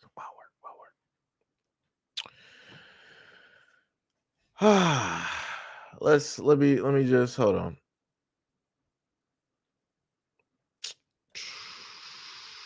Right. Where's my hold on. I don't know what's going on there. Now I gotta get off my what's the name?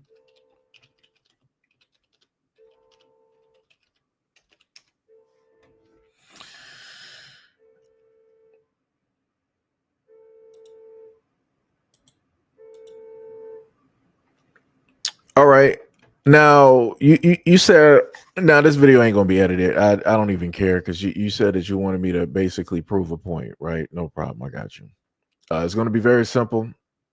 I'm gonna try to make sure that the video is muted, so there's no type of what's the name? No music directly to it because you want to know who are these Africans? Where are they at? That's cosplaying, right?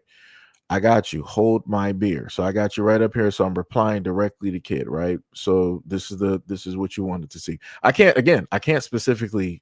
I could give you some names given some time, but I'm just gonna put this up there. Americans, Right.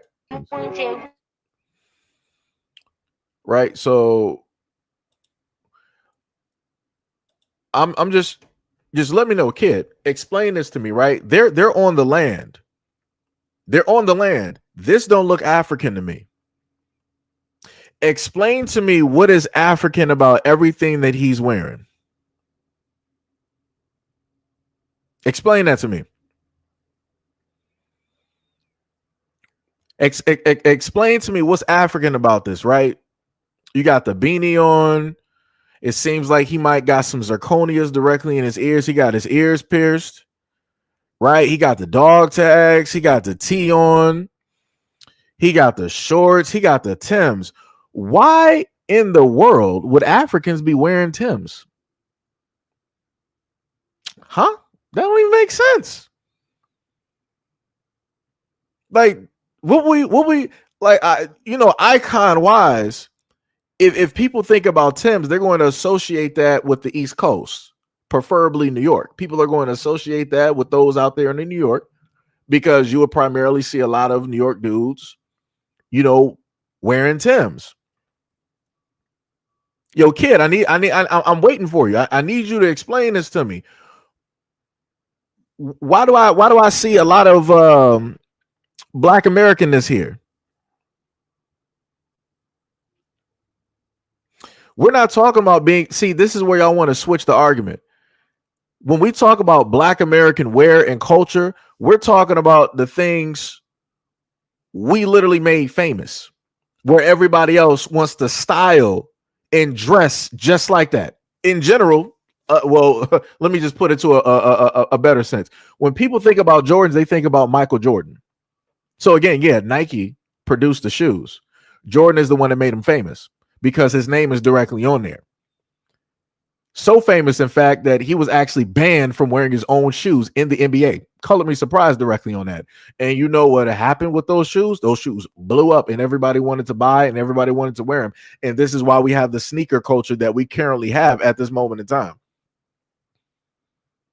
We're talking about culturally the aesthetics. We're talking about the things that we have popularized, the things that when people think about Black Americans, like, okay, I know how to style myself. I know what to sit up there and wear. I know what to sit up there and put on. I know how to walk, talk, and act. Like, it's crazy to me whenever we talk about and have these conversations, y'all then want to start moving the argument like, oh, well, listen me, those Black American companies. We didn't say that those companies were Black American. We never did. We could say that we popularized those things like Air Force Ones. Air Force Ones have been around for eons, right? Everybody knew those as what, pill slippers or whatever it is that people want to call it. But who popularized those shoes? Who popularized them? Black Americans. Specifically Nelly. Got me stumping them my Air Force Ones. Stumping them my Air Force Ones. Like I said, just like the same thing with tees. Back during the 2000s, you had the white tee, blue tee, brown tee, pink tee, green tee. we literally popularize a lot of things. We make it a part of our culture. And because Black Americans have the Midas touch, we're able to do that.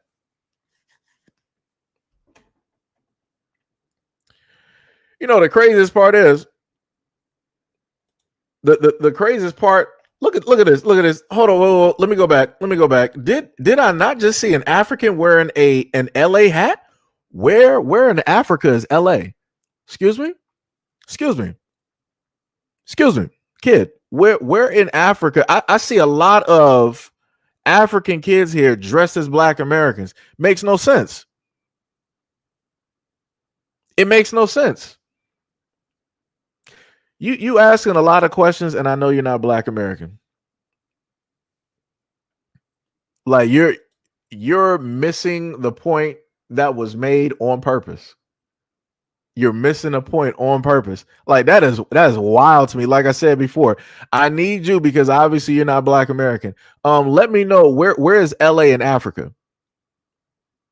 Like, if you're going to wear a 50-50 cap, wouldn't you have like one of your countries on there? Like, wouldn't you have where you're from, like Nigeria, Libya, Ethiopia, Kenya? Like, wouldn't you do that? Why are you wearing one of the 50? What are we doing? What are you doing? Like, how are we doing that? That's crazy to me. That's weird to me. Like I said, people that's supposed to be so proud. Look at that. What are we doing? Let me go back real quick. Brother, what? What is this?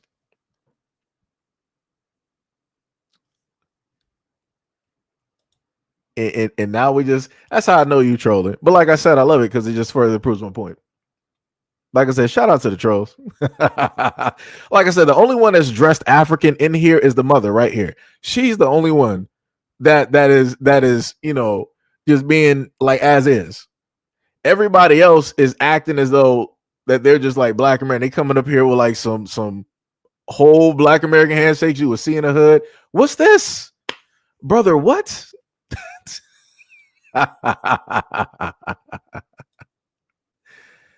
Yo, what?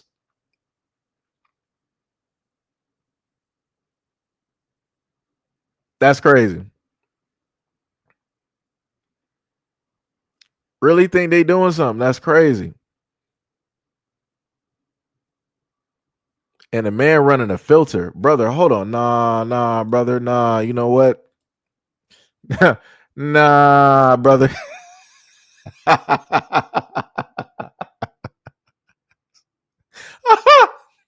Brother, how you?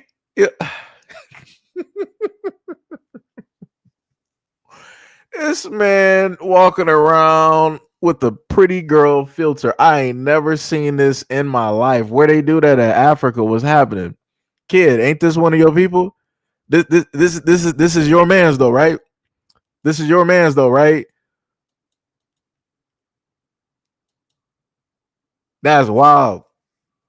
That's why that dude got the biggest grin when he was next to his guys. Had the whole pretty filter. It was all glitching.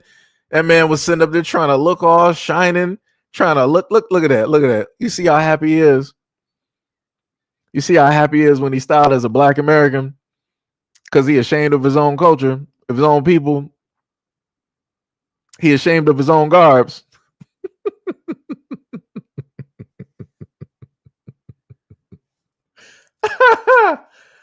Oh man. Oh man, that man is 2 snaps away from a catwalk. Let me tell you something. Yo, that is wild. That is wild. Like I said, kid, these are your folks. You got it. you got it. You got it. This man is like, did Black Americans invent filters? You can have that. You want to fight for the hey, you got it. You got that one. Hey, you can have all of that. Let me tell you something. I don't want no parts of that. You got it. Yo, that is wild. That is wild. That is crazy.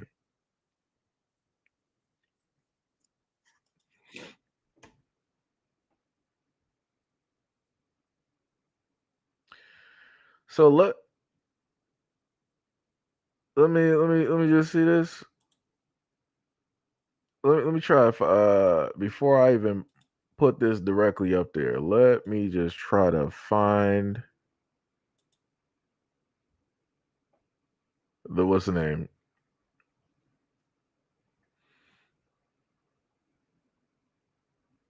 Let me see. Where is she specifically from? Because kid said like where's some of these folks?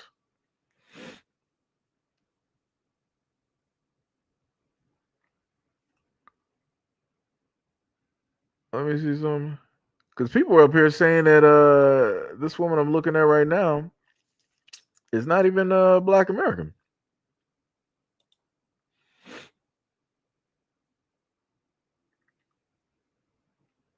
Ah.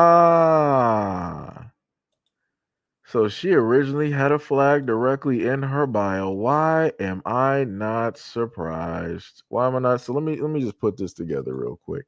I love when people do that. That's real cute.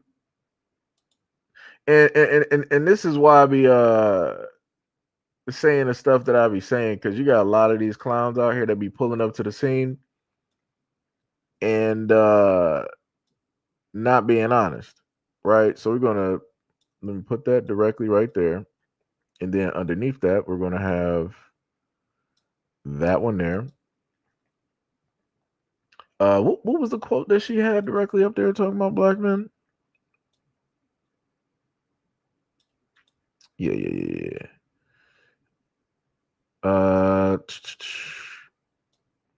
Yeah, I could put that at the bottom. It don't matter. You're gonna see her face anyway, so it don't even matter. because, like I said, it gets real cute. Like I said, I love the trolls. They just further proof points. So when we look, let me just play the rest of this. I don't think there's nothing else there. That filter, that's crazy. That is, it's diabolical, brother. But like I said, y'all got it. So when we look directly at this woman here, we got these cosplayers, and this is something that I specifically, stated to folks directly out here, right? Where you got this woman here, she wants to say like, nah, she just hates black men, right? And she made a post. She got a lot of other posts directly up there, which are even crazier. She said, the more of us, not even spelling correctly, the more of us black women have babies outside of our race, the less black men that the world will have. That also means the less you there will be as well too. But anyways, minus the ignorance and the dumbness directly out there. If you look at the very bottom, she had a flag directly in her bio. If you look above to how she has her profile now, you don't see the flag. And you have to question, why is that? You want to say stuff about black men. We know you're just talking about black American men. You're not talking about African men because you would have said that. But you want to magically take the flag out of your bio and you want to start writing all this stuff and talking about, black men. Crazy work. Diabolical. Again, that's a cosplayer. That is a cosplayer for kid. Unless they done packed them on up, which is possible. I know. It'd be like that. And this is why I specifically told a lot of black women out here, you got to be very careful, the folks that you decide to listen directly to, because a lot of these women, they're not even about or even for you. They're trying to get you up out of here too, because they know that if you start having children with men of other groups, that within a few generations, you're not going to, whatever you considered to be black, it ain't going to be black. Like I said, wasn't it case point example, Diana Ross and her family? And I didn't even know that looking at Diana Ross's family. I'm like, whoo. I'm like, that's crazy. That is diabolical. That is crazy. That is diabolical at this moment in time. But like I say, you can't tell nobody. You got folks, that always want to pull directly up to the scene. And, they want to formulate some problems and some issues. And when you directly give a response, they want to now start moving the goalposts. But like, well, do black Americans own this? Do they have that? Did they actually create this? Do they have ownership of this? It's not even about none of that. It's about the people that are popularizing it to the point where it's in mainstream, where the whole world wants to emulate it. You didn't have other people out here that wore a lot of the things that I've talked about and referred to, but they don't got the Midas touch to make it so that everybody else wants to take parts directly of it. Still to this day, you got people on other continents, rocking Air Force Ones and Jordans because of the effect of black Americans. You can put, whatever white folks in some shoes or whatnot, whatever. Everybody ain't about to be trying to pop up wearing those. It's just, like everybody, that's them. But the moment in time you start seeing black American style and wear them, and we out there with them, and we got the type of confidence, swag and all this other type of stuff is different. Like I said, it's crazy work though. Folks don't want to listen though. But like I said, this is just another thing right here for a lot of black women out there. Y'all gotta pay very close attention to the folks out there who are trying to imitate you or trying to make you believe a certain type of thing because they understand and they play directly on the division directly out there. That also goes back to what I said before, where the previous guy before a kid wanted to talk about the whole thing of like, oh, F.B.A, they're so divisive and they're anti-African and all this other type of stuff, and y'all believe that people are trying to replace y'all and da da da da. There's a variety of things that people can do in order to quote unquote minimize a group, to make sure that it is less of them. One way is by people playing these types of mind games and betting directly on the division because they know that in the long run it's going to benefit them. Because the less black Americans that are being born that are here in America means the more of them that can pull up to the scene and basically represent what is Black American culture, history. Like I said, did we not just see this with the Essence Festival? We saw how that went, right? That did not go as planned for those folks. Did not go as planned. But you can't tell nobody nothing. You can't tell nobody nothing. Can't tell nobody nothing. Yo, Trees, what is up? What is up? What is up? What is going on? Yo, Barb, what is up? You said it's so weird. Hold on, let me go back up. You said it's so weird that they deny the influence. You can literally just ask AI. Yeah, and I think I might have went over that in the previous live stream. But you know, the funniest thing is, the craziest part is, no matter the information that you decide to give directly to people, people will still deny it. They will move the goalpost and they'll just ignore it. Like I said, it's crazy out here. That's 100% crazy, but it be like that. Barb said, divide and conquer. They're using war tactics. Yeah. Yo, Juke, what is up? What is up? What is up? What is up? Much love, respect, and appreciation.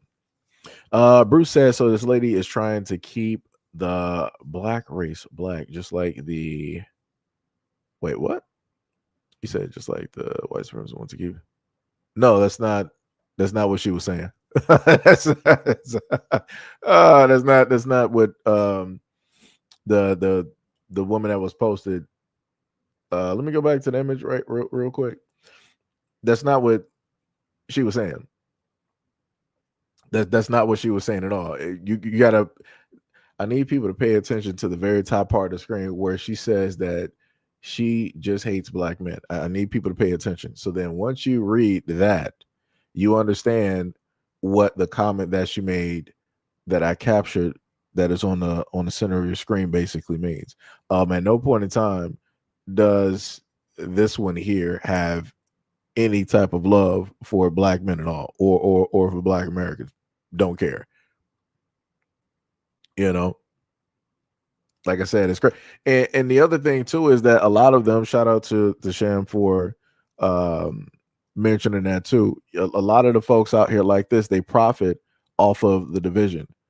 They profit off of the whole thing of black women hating or loathing black men. They will make tons and tons of content. And I told people before, even to the extent where you have women who are lesbians that have no interest. And I showcased a video like that before.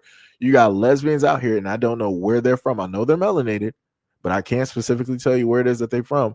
They will make content trying to speak directly to heterosexual black women, speaking on straight topics and relationships, again, while being a lesbian, and bad mouthing and talking about black men of which they have no interest in.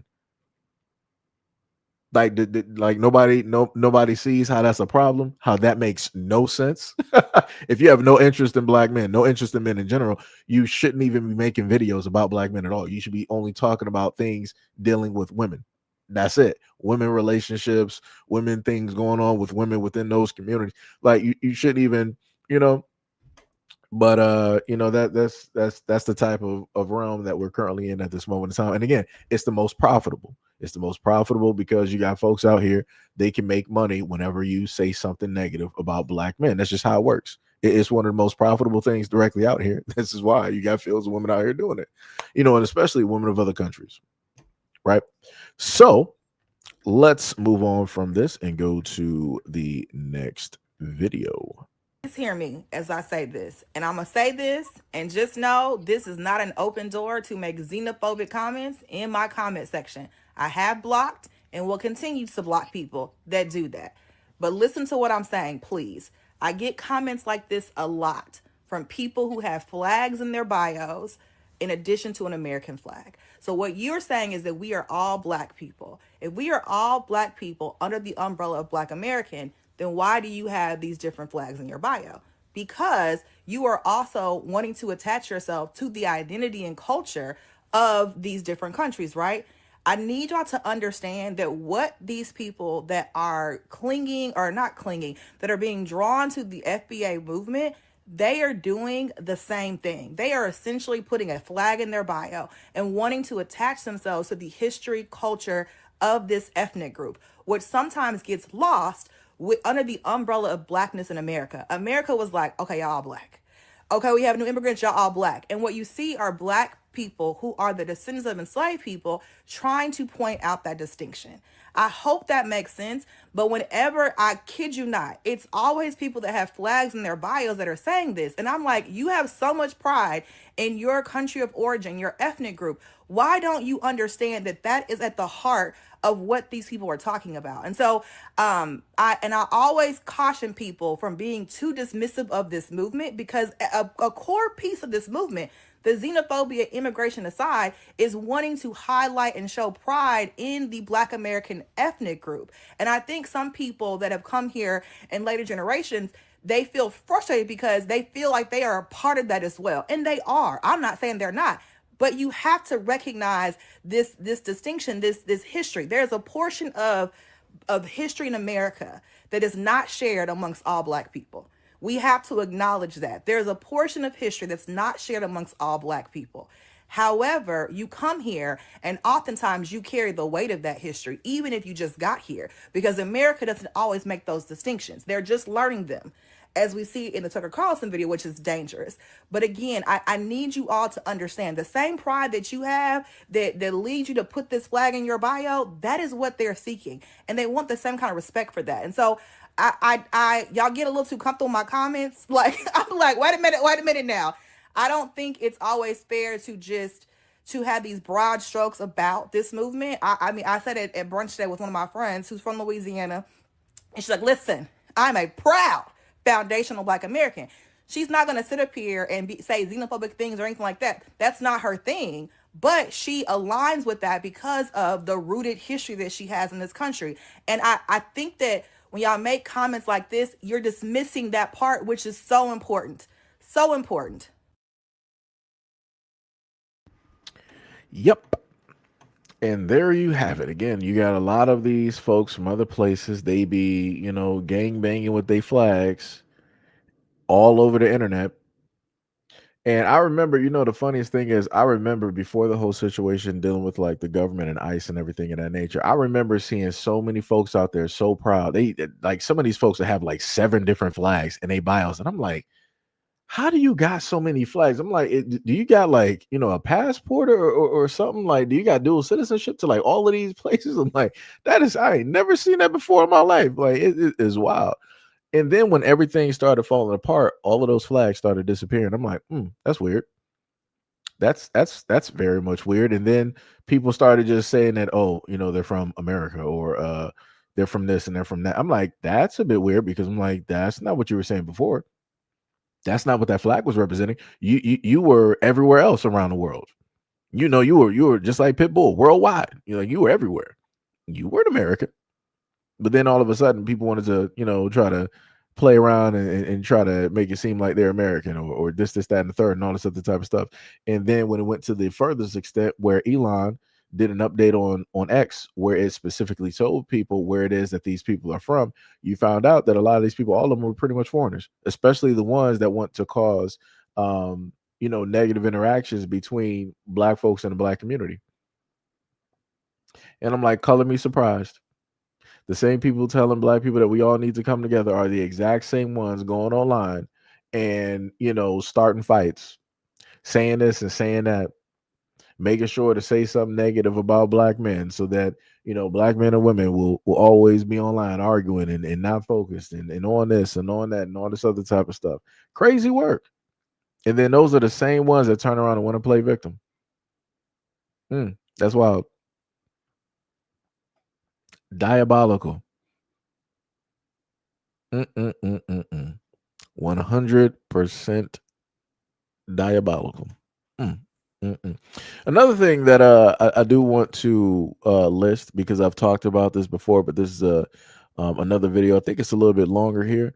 It's going to go over the whole thing dealing with the DNA test, right? So let's just take a look at that. Let me go to the yeah, here we go. Of identical twins, 5 DNA ancestry tests. What? I have French and German.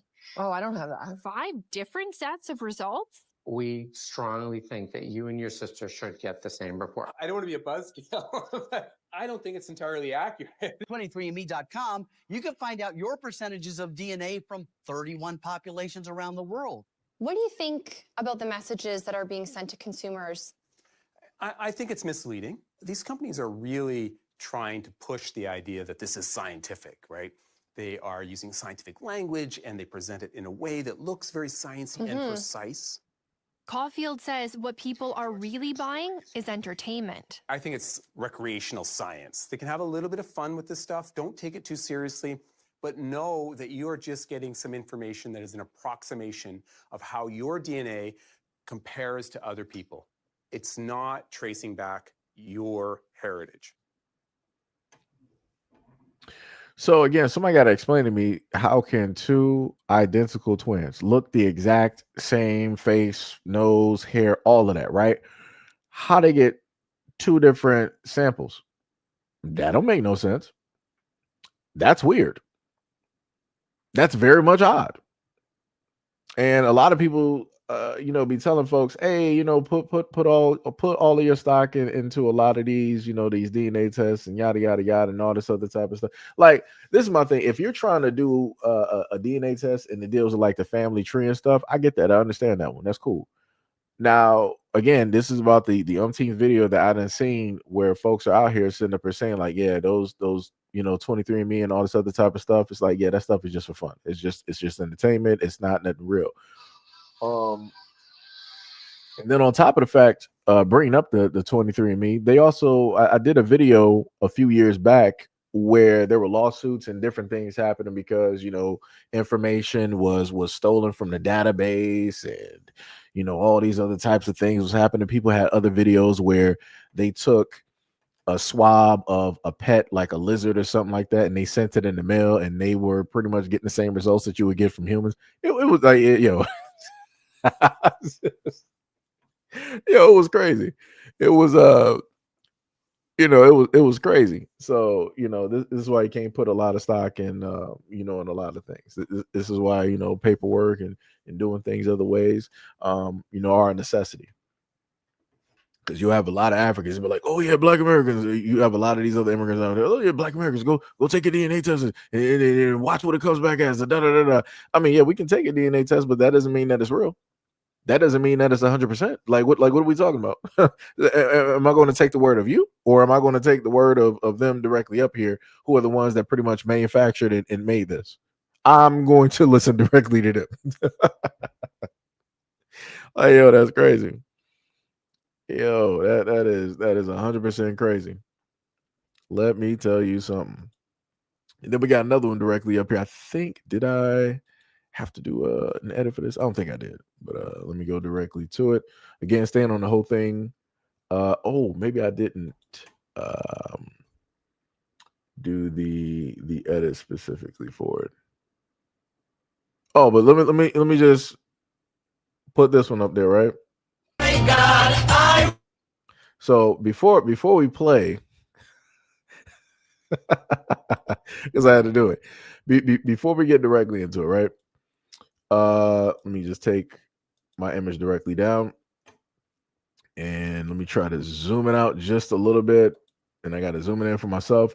It says that news, right? Latinas for Trump co-founder Liana Garcia begs Trump to stop the ICE raids, right? And this is just a little snippet.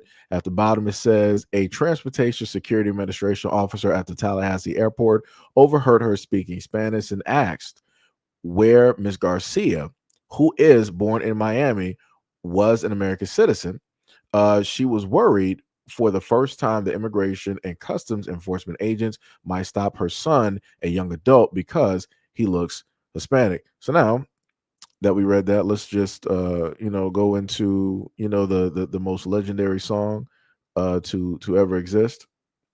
I will vote. Arriba. I will vote for Donald Trump. Oh my God, I will vote. I will vote for Donald Trump. The people go out to vote, no fear no more. Vote for Trump. Let's go.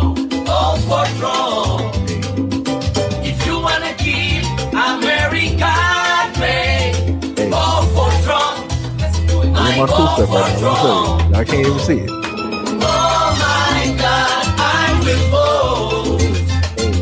I will vote for Donald Trump. Hey, I'm telling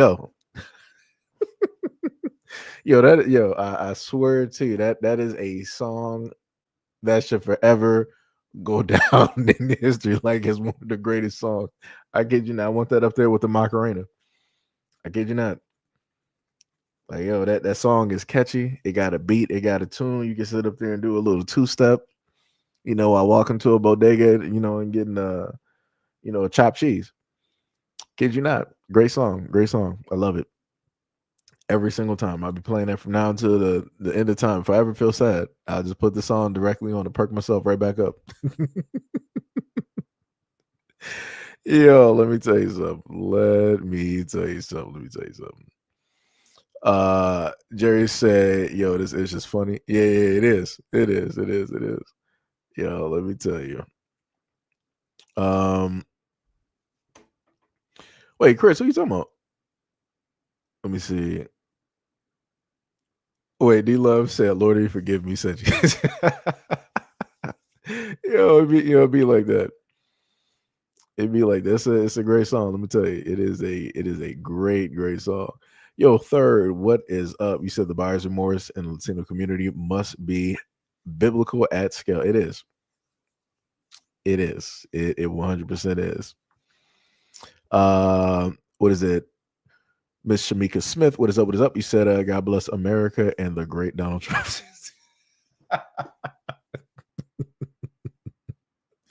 Oh man, yo, that is crazy.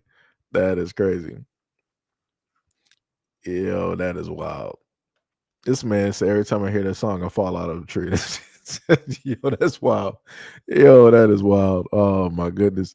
Sham was like, see, this is how we know racism is taught. They got a baby singing it too. It'd be like that. It'd be like that. Like I said, people will learn and and understand what transpired, and hopefully people will get better. Hopefully people will get better. Now let's go back to the F.B.A. conversation. Let's take a look at this young Candace Owens here. F.B.A. really cared about the descendant of American slavery group of people, then they would just make those scholarships that they were saying that black immigrants are taking from us and apply them and give them only to descendants of American slaves. But they're not doing anything like that. They're not creating nonprofits and putting that money towards specifically descendants of American slavery. They're too busy trying to get the rest of us to jump onto that xenophobic, divisive bandwagon. Literally, there doesn't need to be a move away from African American. If you want to do that, then do that on your own terms. Oh, reparations. Then call for reparations within your local community and say you want them applied to descendants of American slavery, but make sure you have a way in which it's only going to benefit you and not the other black immigrants. So since, I'd rather have nothing than to let the black immigrants have it too. Just grifters, pseudo blacks. Hold on, I got y'all. We it seems that the young Candace Owens does not really have the voice yet. So what I have to do is let me just go in the background real quick and upload that. It shouldn't even take that long. I'm going to put some quick captions directly to this real quick. And I will also increase the volume. I mean, usually when I get these videos, the volume, it sounds all right. Even to me, it sounded pretty low. I guess on the platform that it was on, it was louder, but I got you, no problem. This is why I normally take my time to edit videos and make sure that they're fine. Because we'll have, issues and problems like this. But it happens. It happens. Don't worry, I got y'all. Let me see, make sure. I don't know why I don't feel like correcting it. I'm just gonna be lazy, and it's going to say F.B.A., but I'm just gonna leave it as such. It's whatever. Let me go to the actual volume here, and we're gonna put that up. Oh, it's a little bit too loud. Let me just roll that back. Damn, it still sounds like it got like a little bit of let me see if I can reduce the noise. Let me see if I can reduce the noise and isolate the voice just a little bit. Let me see if I can do it. Because turning it up, it just starts sounding a little bit crazy. So it's going to take me a quick second. Because I heard the video, but my memory is a little bit shot right now because I think we've been going for about like a good 3 hours. All I can safely hear in my head is that I will vote for Donald Trump. All right. So, matter of fact, so what we're going to do here is because she has a lot of foreheadage. I'm just going to put this directly on the forehead. That's what we're going to do right there. All right. So the captions I placed on the forehead, so we'll be able to read those and see everything that she's thinking as she proceeds to talk about foundational Black Americans and how we are incapable of doing anything, which is wild. It's wild when these folks want to come out the blue. Like I said, whose kids are these? Y'all need to start raising y'all kids better. Let me tell you the amount of disrespect. Like I said, the moment of time that the kids start talking like this, I already know what the family and the parents are. I already know what it is. Right? So let me just remove this one. Let me take that one directly down. Somebody said I was petty. It'd be like that. People want to be disrespectful. We can be disrespectful right back. You're lucky I don't have Photoshop. I would have made sure that those words would have been scrolling across that forehead real quick. If F.B.A. really cared about the descendant of American slavery group of people, then they would just make those scholarships that they were saying that Black immigrants are taking from us and apply them and give them only to descendants of American slaves. But they're not doing anything like that. They're not creating nonprofits and putting that money towards specifically descendants of American slavery. They're too busy trying to get the rest of us to jump onto that xenophobic, divisive bandwagon. Literally, there doesn't need to be a move away from African American. If you want to do that, then do that on your own terms.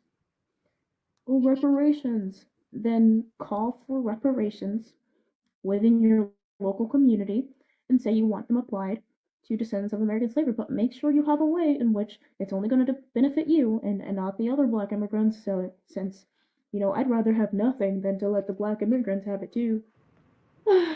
Descriptors, pseudo-Blacks.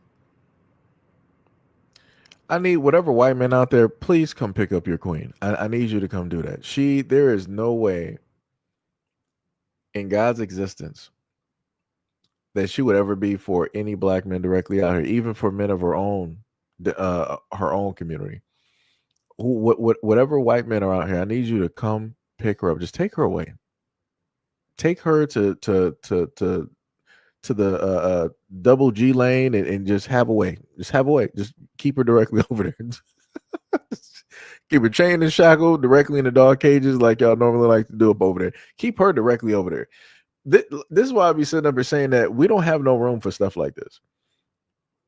Because I can hear in her voice that she would also the exact same disdain that she has for either the terminology F.B.A. or for the people that are directly in a line with it. She would have the exact same sentiments, if not far worse, when it deals with Black men. I can already hear it. It's right. It's on her face. I can see it. And it's crazy because she is so young. Like I said, white dudes, come get her. Y'all got this. Y'all got it. Y'all got it. Man, oh man. Lord have mercy. Like this is ridiculous. This is 100% ridiculous. I need her to go over to that conservative plantation right now, where they like to do all the race play and everything of the sort. She is the next. She's trying to be in the running for the next Candace Owens. She is just trying to be there. She's. I promise you, give her a few more years. You're gonna see her up there with a mixed kid and with a white dude. I promise you. I kid you not. 100%. I promise you. I bet $2. I bet $2. 100%. I bet $2. Man, dear Lord, it.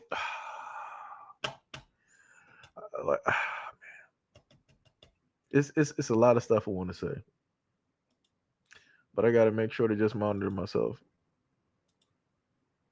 Just got to make sure to monitor myself. Yeah, you got to remind yourself.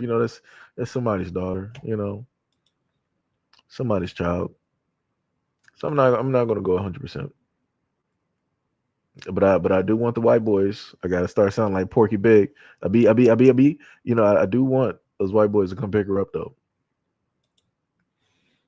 That is 100%, 1,000% wild, dog. Jesus Christ! Like, dog, why is it that all of y'all are so focused on the monies of Black America? Like, y'all always out here pocket watching.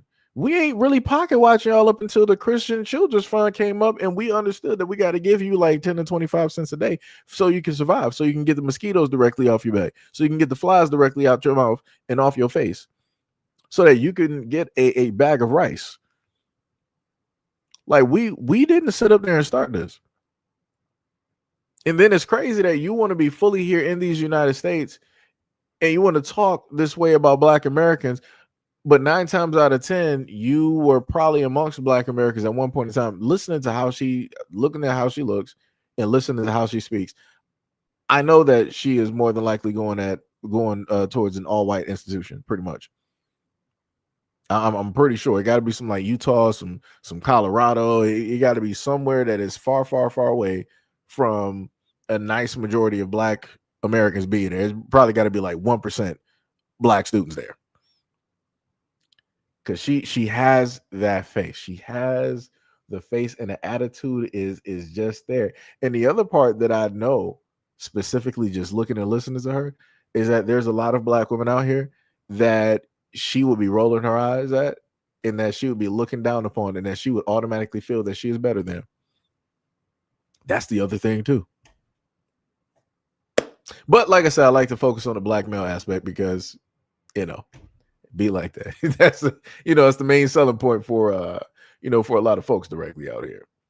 So now we got another individual that wants to speak about Black Americans. So let's just take a listen at this. Wait, I didn't do I thought I before I do that, let me just check some real quick. I could have sworn for this video I had the captions for. Oh, no. Matter of fact, I didn't need the captions because they were already there. Okay. So let me put that directly in front of you guys here so we can have a conversation about it. Okay, so at this point, we have to realize that this whole foundational Black American movement is basically a psyop. Like, y'all are just pushing like right-wing nationalism, and like not even on some actual like Black separatism, some Black nationalism type of perspective. Y'all are pushing this pro-American right-wing bullcrap. Because if you actually read about the Black Panther Party, let's look at the history of the Vietnam War. And Black people, Black men particularly, were disproportionately impacted, right? So it's sort of like the draft being placed there. And the Black Panther Party existed during the Vietnam War. And Huey P. Newton offered Panthers to the Viet Cong to help fight the U.S. aggression, the U.S. occupation. That's including against Black Americans, meaning they had no issue putting down, bootlicking Black Americans. Like, if you study, you can find Eldridge Cleaver working with the Viet Cong, giving speeches, telling them that they should go to the other side because they're going to be on the wrong side of history. This is what the Black Panther it consists of. They've worked with other groups. If you study the Black Panther Party, you study their writings, their history, they didn't have a lot of support initially from the Black American community. because they were deemed very radical and they had a very widened perspective, right? They were able to build alliances with a variety of different groups. That's why they had chapters in places like North Korea, Algeria, right? They had chapters involving issues involving Pan-Africanism, meaning other groups against occupation, against bigotry, right? So like against a variety of different groups. That's why you can find the Black Panther Party visiting China, like following Mao's teachings, mentioned like the Red Book. Different positionings from a variety of different scholars. This is not some like pro American ethnic group, like organization. Y'all are ignorant over established, documented Black American history. So y'all just pushing bigotry. Like this isn't an actual movement of empowering Black people. It's just pushing a lot of low racial self-esteem rhetoric. Okay. So I'm just gonna put this directly in front of everybody because I decided to look this up myself just to make it easy. He said that the Black Panthers didn't have support from the Black community. They said yes, the Black Panther Party has substantial support within the Black community, particularly in urban areas, driven by their quote survival programs, community self-defense, and advocacy for racial pride. Despite intense FBI repression, they maintained high popularity, with some estimates suggesting that around up to 90% support in major cities during their peak, often providing food, healthcare, and education to underserved residents. So he said that people were ignorant and we didn't understand the fact that the Black Panther Party really didn't have support from the Black community. This is why they had to go to other places first. Huh? That's not what I'm looking at here. That's not what I'm reading right now. Like, excuse me? That's crazy. That is diabolical.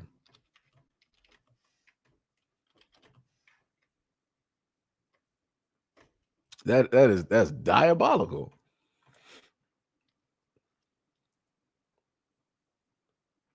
Right?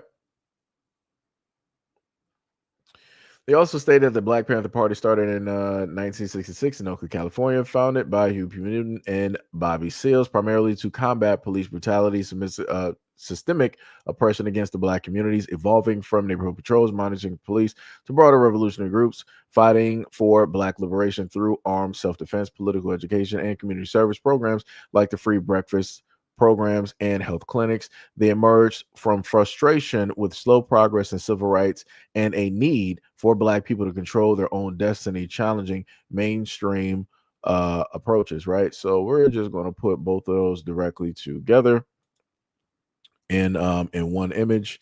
Because for whatever reason, this guy magically thinks that, like I say, he has his own narrative when it deals with this.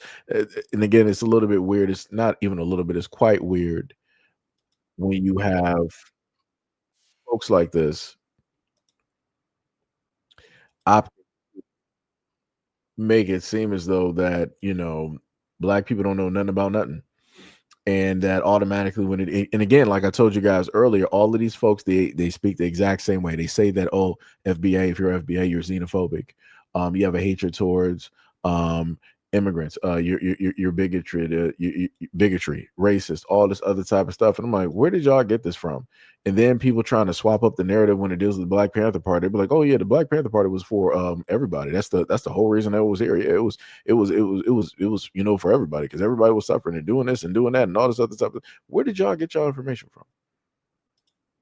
Where specifically did y'all get y'all information from? Right? So let's take a look, because I got both of these directly in front of you guys real quick right here. So again, I'm a little bit confused, highly confused. All people got to sit up there and do is just look up, just take 5 seconds and look. I looked it up while as soon as he said it, I typed it directly in. Right, I'm not the fastest typer, but I typed it directly in there, and this is the information, all information. I was able to specifically pull it up. The Black Panther Party was started specifically for the Black community, to protect the Black community, to uphold, to pedestalize, and to push forth the Black community, because those out there felt that, hey, the civil rights movement is moving a little bit too slow. We need some things done now, so we're going to sit up there and do that from our side while y'all over there doing your own thing, right? And then on the whole other scale, we see that the Black Panther Party has support primarily upwards up to the 90 percentile when it deals with the Black community in America. It didn't say that they had 90 percentile when it dealt with Haitians or Jamaicans or those from the islands or those over there in Asia, those over there in Africa. No, they specifically stated in urban areas here in Black America, here in these United States. So again, I don't know what a lot of these folks be out here talking about. And going directly back to this guy right here, Okay, like, so if he's, like I said before, I don't have an issue or a problem with any of these folks when it deals with the situations of what it is that they specifically believe. But if they solely want to be concerned or worried about the things that's happening over in Africa, they should be the ones primarily going up there and working and helping and doing the groundwork, putting in their American dollars in order to uplift those areas, those people. But they're not specifically doing that at all. They get all online to speak specifically to us and to tell us that we're the bad guy, that we're the ones out here that are the distraction. We're the ones out here, that's not moving things forward. We're the ones out here that's not trying to collectively come together with everybody else. But more so specifically, everybody else again was not ever trying to come through and be together with us. People weren't out here trying to formulate a symbiotic relationship and trying to fight the system and do this and do that. Nah, everybody was seeing the sights and trying to see what it is that they can specifically get for them, for their own people. Like I said, this is going back to that whole dude. What was the dude named Kid? This is what I be talking about. Where you got, again, I don't know who he is. I don't know if he's Black American or not. Some people who are from other places, they might be able to see their people directly in him. All I know is at the end of the day, is folks like this that pull up to the scene and they try to rewrite history. It's the same narrative every single time, where you got folks out here that want to sit up there. Oh yeah, Black people, they don't sit up there and do this. We can sit up there when it deals with Black Americans. And I've had conversations, but I've specifically shown certain things to give examples so that people know that, all right, this is point A, this is point B. We're going from 1 to 2. Other people, they'll just generalize when it deals with, realistically, Black Americans didn't even support the Black Panthers. Who told you that? Where did you even get that from? That's like sitting up there saying that Black people didn't sit up there and support the civil rights. That's like saying Black people don't support the Democratic Party. They do. They support all of the things of which I've listed. So the Black Panthers got support, Democrats got support, the Civil Rights got support, the Freedom Riders got support, and many other organizations got support. Black people during that time didn't have to go anywhere else in order to get people to support them or for any type of funding. They specifically were able to get that directly from the community. That's crazy. That's 100% crazy how these folks be out here talking every single time, and they be all over social media. And again, this is why I told people before, I ain't the end all to be all when it deals with information.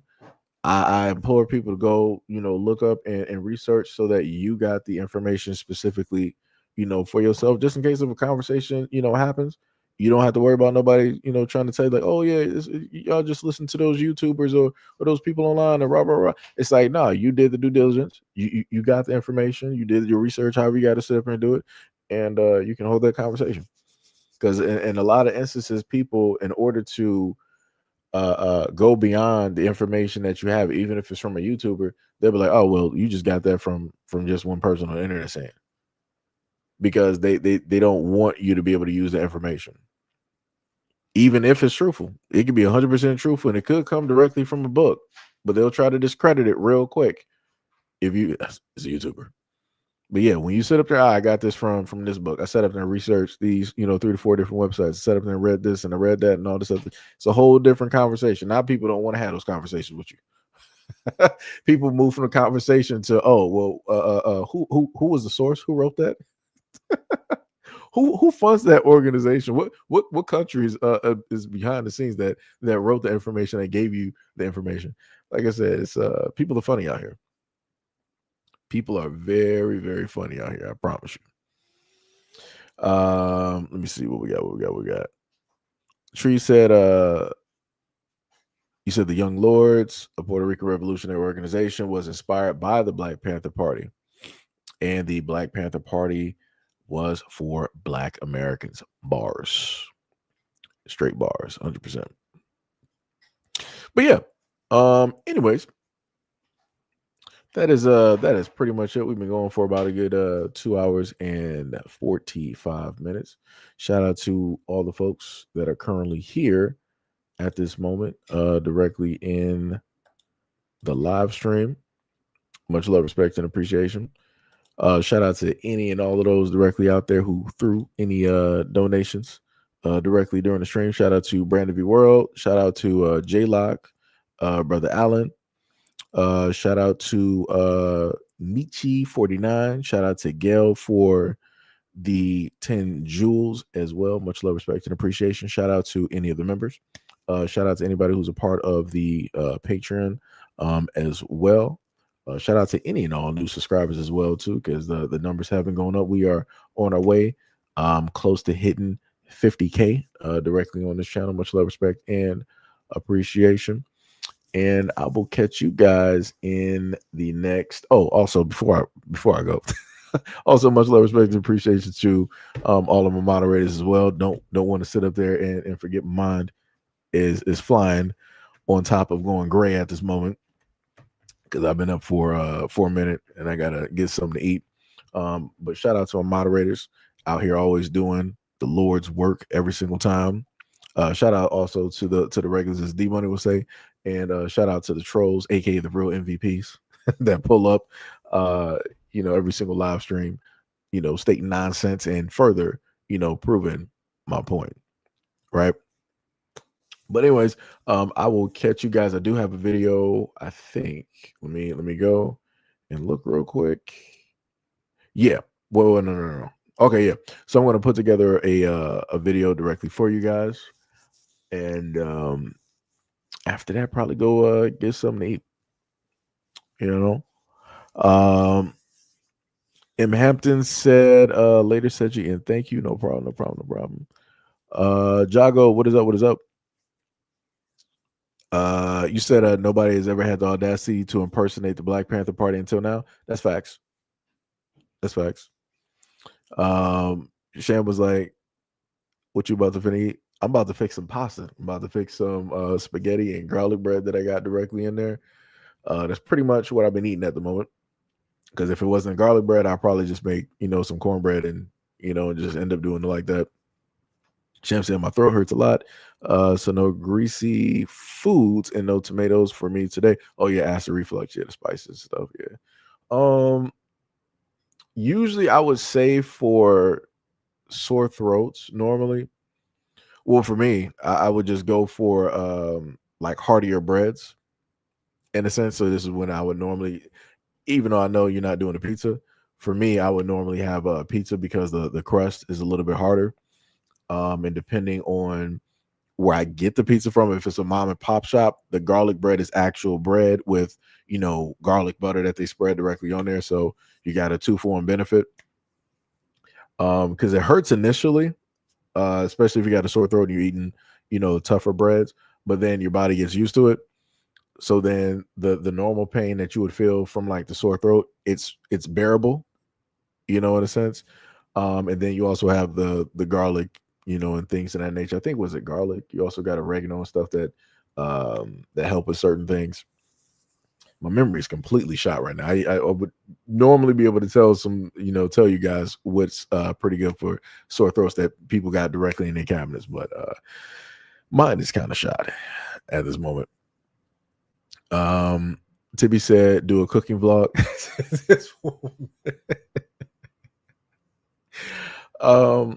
One day, Tippy. One day I'll do that. One day. Song said, "Big ups, yourselves, family, and let no one impose their lies upon you." That is bars. Yo, Chronic, what is up? You said garlic bread sounds fire. It is. I'm about to, put a. Well, for me, I like the more authentic garlic bread. I mean, the one that you can just get directly from out the box. I mean, that's fine. It's cool.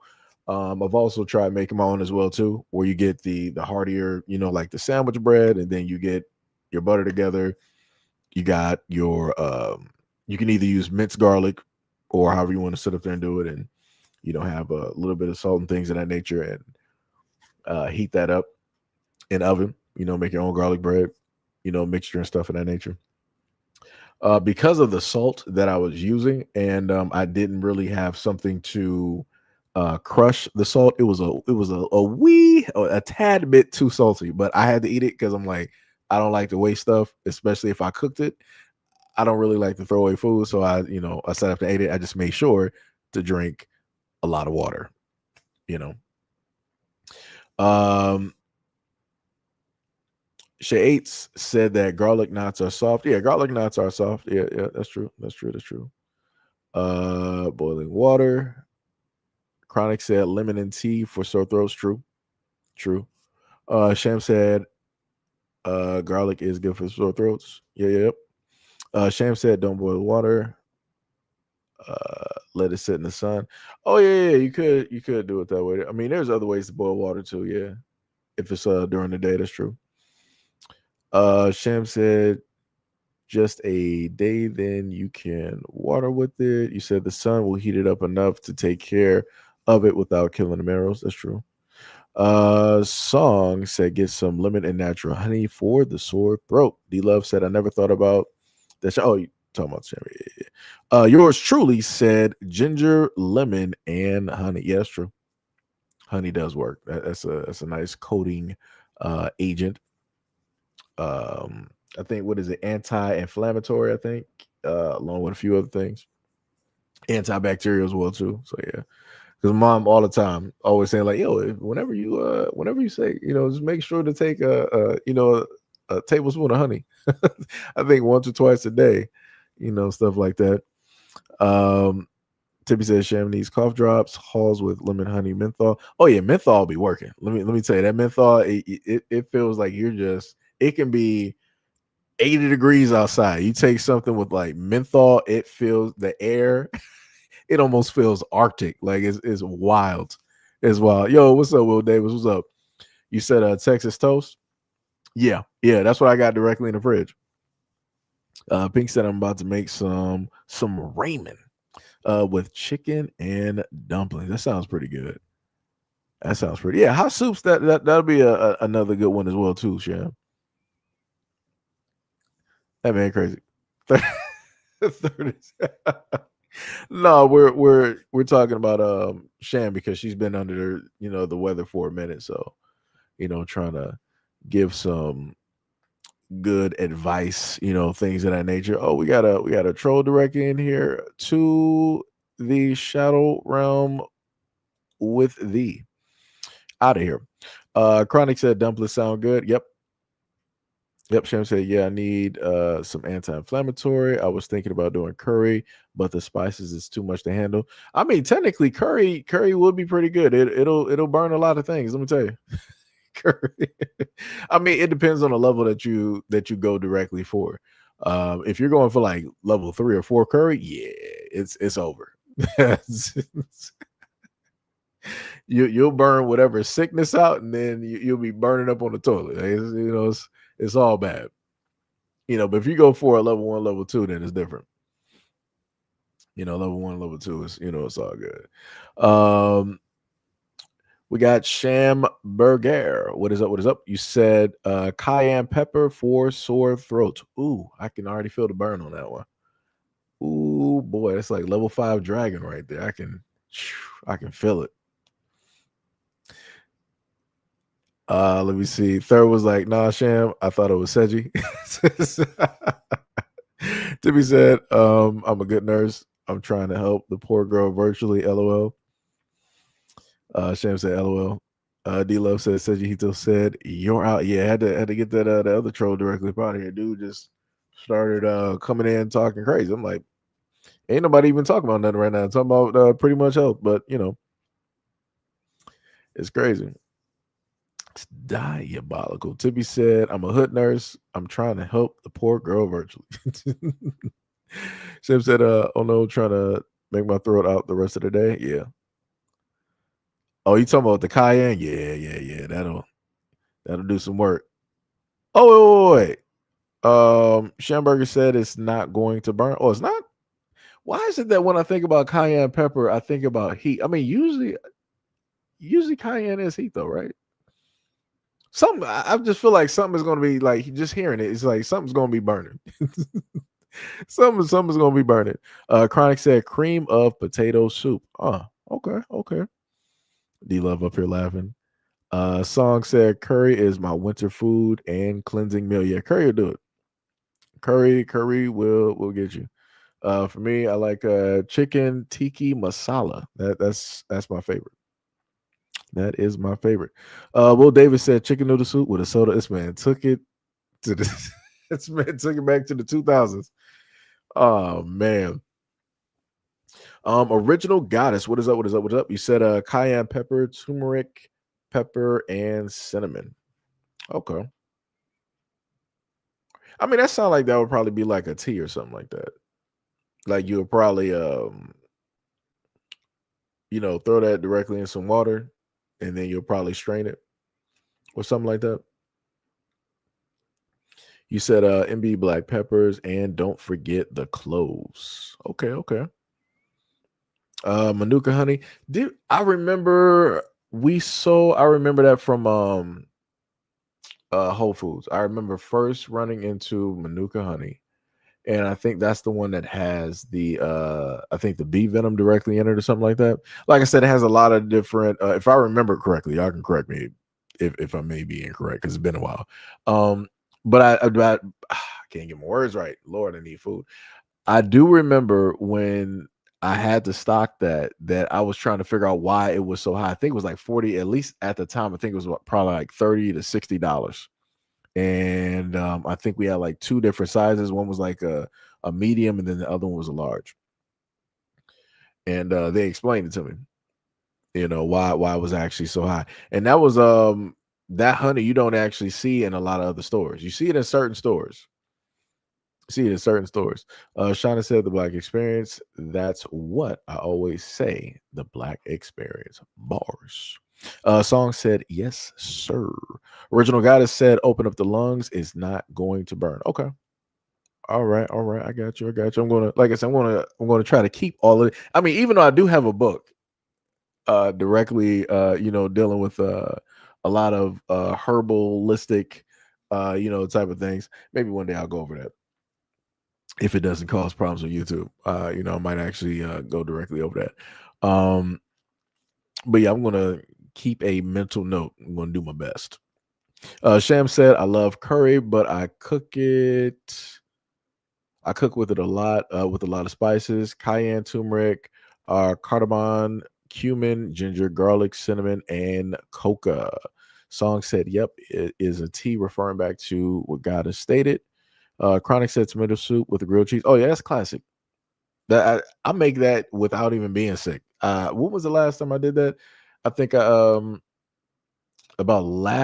it's crazy. I got to say it like this. Last year, about November or December, had about a nice stack of grilled cheese. I had about about 45 grilled cheese, and then I had my nice little bowl of tomato soup.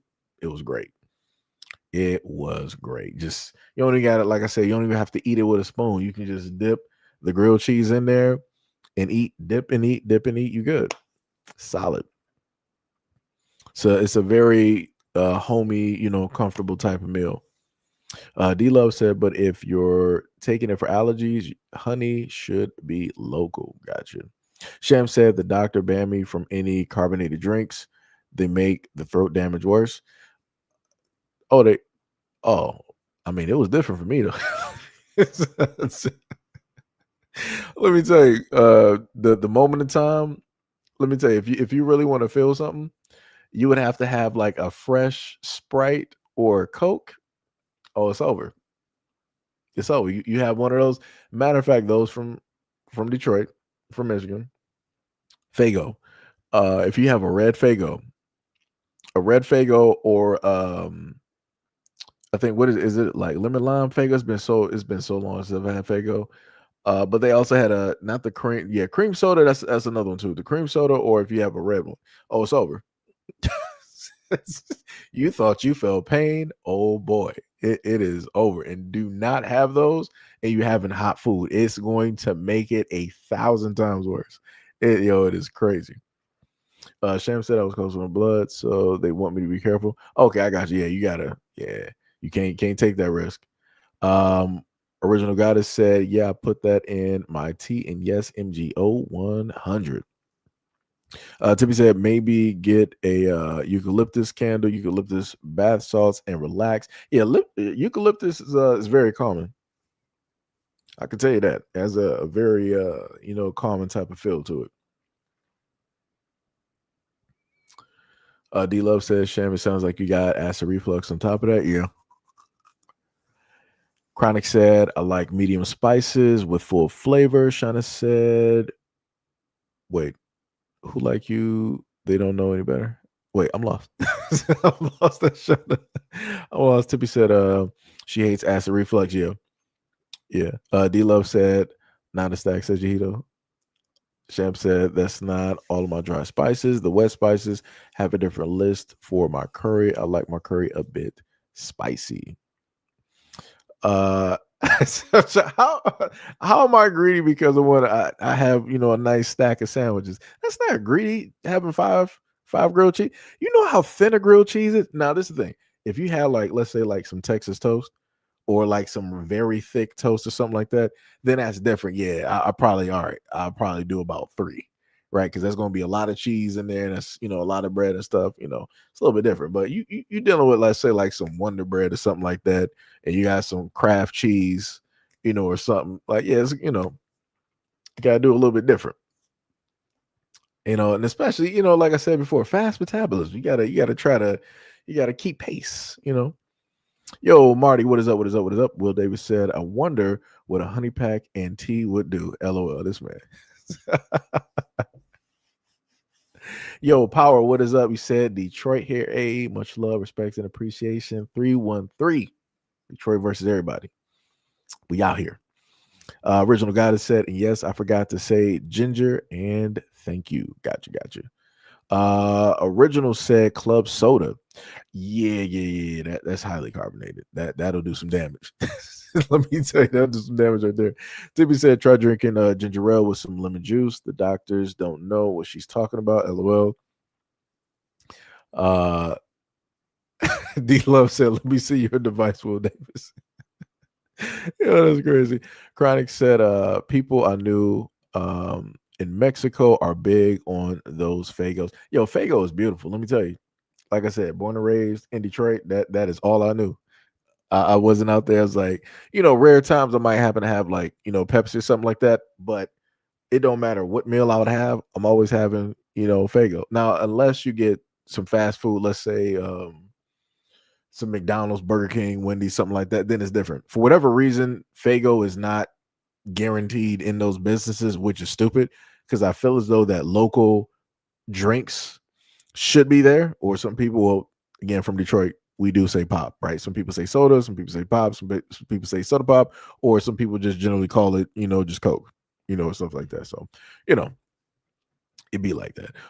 Original guy that said, "Great combo." Yeah, it happens. Sometimes we will deviate from all the other topics, and then we're just, flying through the motions, at the moment. Third said, "Would you drink Sunny D with a sore throat for $1,000,000?" I mean, I've done that before. Because for me, I try to irritate it more so that the pain that I originally felt is not really nothing. Like I said, I will go through a variety of things to to try to subdue the pain. Like I said, I tried a lot of stuff. Sham said, yeah, the infection spread to my throat, and they put me on a large amount of steroids, which caused me to have GERD. Then I was coughing up blood. So yeah, I got a long ban list on stuff. Dang, that is tough. That is tough. But yeah, like I told you, Sham, you gonna be all right. You gonna sit up there and be right back to the healthiness of cussing people directly out and to cussing out games whenever they make you mad. You're gonna be right back there. You know, you gotta just take it slow for a minute. Tippy says 0 sugar, ginger ale, and not the regular one. Original Goddess said ginger ale, be more. Oh yeah. That's another one too. Ginger ale's a good one. What was the one that we would normally get in my house? Wasn't like Verner's or something like that? I forgot. It should have been. Now I gotta actually look this up because it's been so long. Yeah, that's the one that was a classic that I would always see. Yep, Verner's ginger ale. Yep. Yo, that's crazy. That was made in Detroit. They said Verner's ginger ale is America's oldest ginger ale, created in Detroit. Wow, I didn't even know that. Yo, that's wild. Invented by James Verner in Detroit, Michigan, with the recipe developed after he left a syrup based to age in an oak was it cask while he served in the Civil War, finding it deliciously different upon his return. Didn't know that. But yeah, Verner's if you ever again, if you specifically if you're from Detroit, anytime you might have had like something wrong with your stomach, hey, you need somebody to go to Rite Aid, go to the CVS and go get some Verner's at the corner store real quick. Get like a a nice thing of Verner's and you good. You are good. D Love said, nope, enjoy yourself and have as many grilled cheeses as you want. Sham said, I got banned from juices too right now, unless it is apple juice. Gotcha. Original Goddess said, I'm taking notes as well. D Love said, let's go flat, maybe. Original said elderberry and eucalyptus in my Epsom salts for my baths. Yeah, that stuff smells great. Let me tell you. Also, having that as a candle too smells pretty good too. For those who make candles, or also body butters. Tippy said, Seji, look up sham symptoms and home remedies. Tippy said, stop talking about foods you can't eat.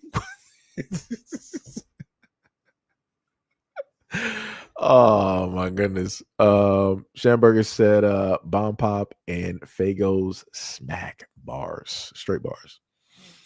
Chronic said I wouldn't mind trying a Fago, never had one. It's pretty good. You should be able to actually order them online. Or at least I think on Amazon. Let me just check something real. I know that Tippy gonna say something real quick. He was like, "You're still talking about stuff that Sham can't have." It's not on purpose. It's not on purpose. Let me see, Fago. Yeah, they got Fagos up there. They got a variety of oh man, I have Moon Mist was my favorite when it first came out. What? Rock and Rye. Yep. Whenever I some Happy's Pizza, whenever I knew that I was ordering some Happy's Pizza, and again, you got to be from Detroit. Order Happy's Pizza. I'm automatically I think they might have had Fago. I think if I remember correctly, they may have had orange Fago there, but if they didn't, I would either ask my folks, hey, if you're coming this way, can you get some 2-liter Fagos, or I would just hurry up and try to run to the store real quick and do that. But yeah, they got some Fagos up there. They got the fireworks Fago. Cotton candy is actually pretty good. I remember peach, black cherry. That's another one. Cream soda, root beer, grape. Yep. Yeah, they got a lot of those. Oh yeah, 60-40. That's a light one. That's light. The thing that would always get me with Fago is that they would have a lot of not colors. They would have a lot of flavors, but they would be diet. I'm like, why would y'all do that? I'm like, y'all got a lot of these nice flavors out there, but I can't try them because I don't like diet Fago. Like I don't do that. But yeah. Original guy said, don't forget ginger root beer. That's facts. That's facts. Sham said, yep, I can't wait to get my Elmo voice back. Oh man, I think people actually heard you before on here. I think one time. I think Sham had pulled up to the stream and Sham was going in. Let me tell you something. Sham was going directly in. Lunch said, yo, Lunch was up. Lunch said, Sham, I hope you get better. D Love says, Seji, not back to cussing. I thought you were going to say something else. I didn't cuss though. Wait, did I? My bad. my apologies. My apologies. Root Power said, yep. Sham said, let me not say that. Jesus might be like, see, that's why I took your voice in the first place. To be said, he sounds black. Chronic says Civil War drink is crazy. Hey, yo, let me tell you, Vernors is good though. Whenever there was anything, if you had an unsettled stomach, like let's say if you had a cold or the flu or something like that, you were nauseated, Vernors would settle you right down. I kid you not. I swear to goodness, it would settle you right down. No lie. Yo, Mo said butterfly PT. You know what? I never heard of that. I gotta look into that. Because I do like, teas in a sense. I'm more so like, peach or jasmine and stuff like that. They come in like the tin cans because they're a lot fresher and things of that nature. But yeah, I'll check into that. Tibby said a black man invented ginger ale. Was he black? I am not sure. Let me see some. Let me try to. No, that's a white dude. Now maybe he could potentially be biracial, but I don't see nothing. But that's an old school white dude, born back in April 11th, 1843, in Albany, New York, and he later died in 1929. I'm sorry, he died October 29th of 1927 in Grosse Isle Township, Michigan. So, you know. But like I said, I learned something new. Didn't know that was made here in the D. Did not know. Let me see. Noters said deport the tethers from our father/motherland bars. F.B.A. Kush, what is up? What is up? You said who got a problem with me? This man. D Love said be careful with the red 40 in it and other foods. No, that's true. That's bars. That's 100%.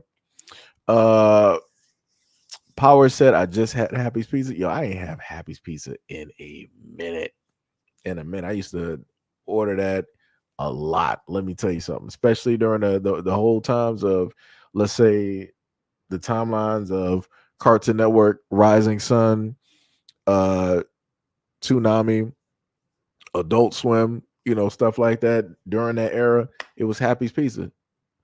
If you couldn't get a hold and you didn't feel like dealing with Little Caesars because it was like, it was just too much going on there and it was just too busy, and you didn't feel like dealing with Pizza Hut because that was too far, and you didn't feel like dealing with I forgot who was it.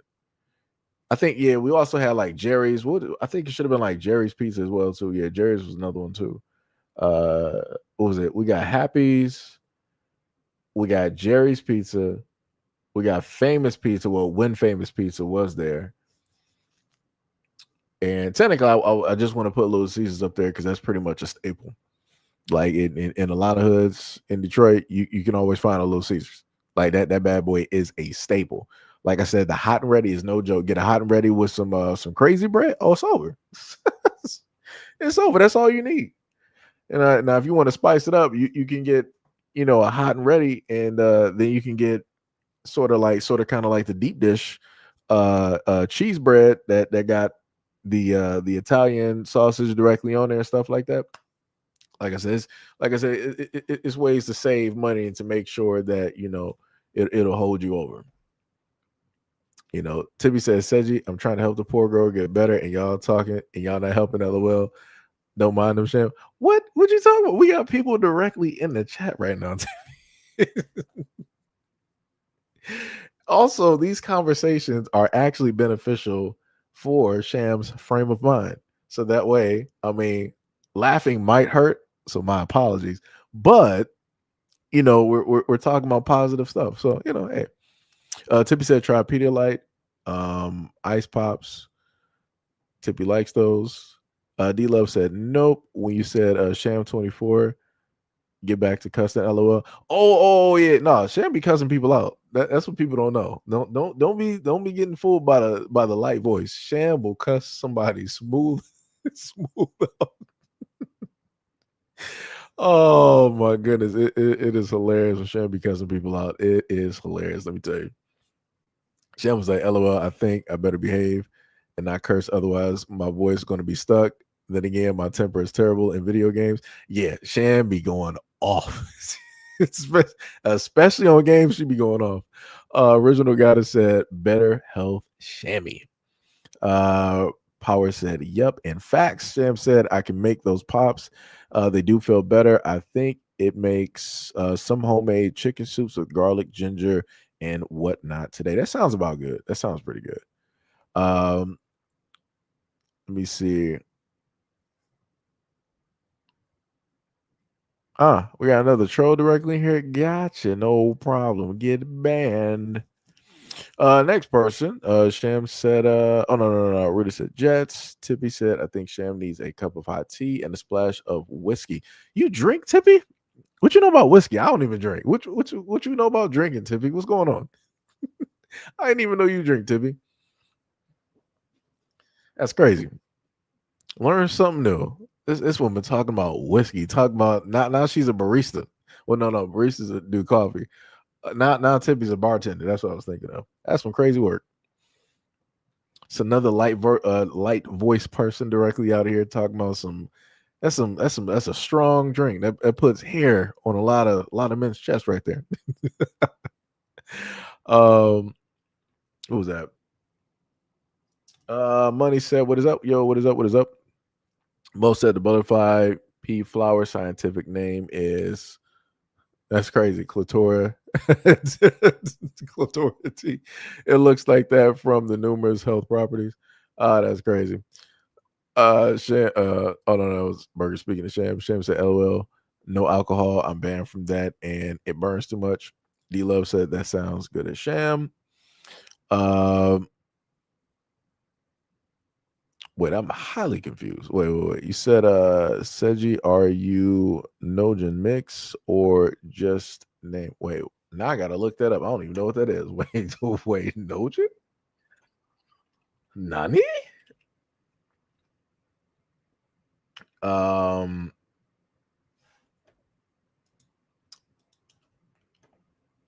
me see. Nojin mix?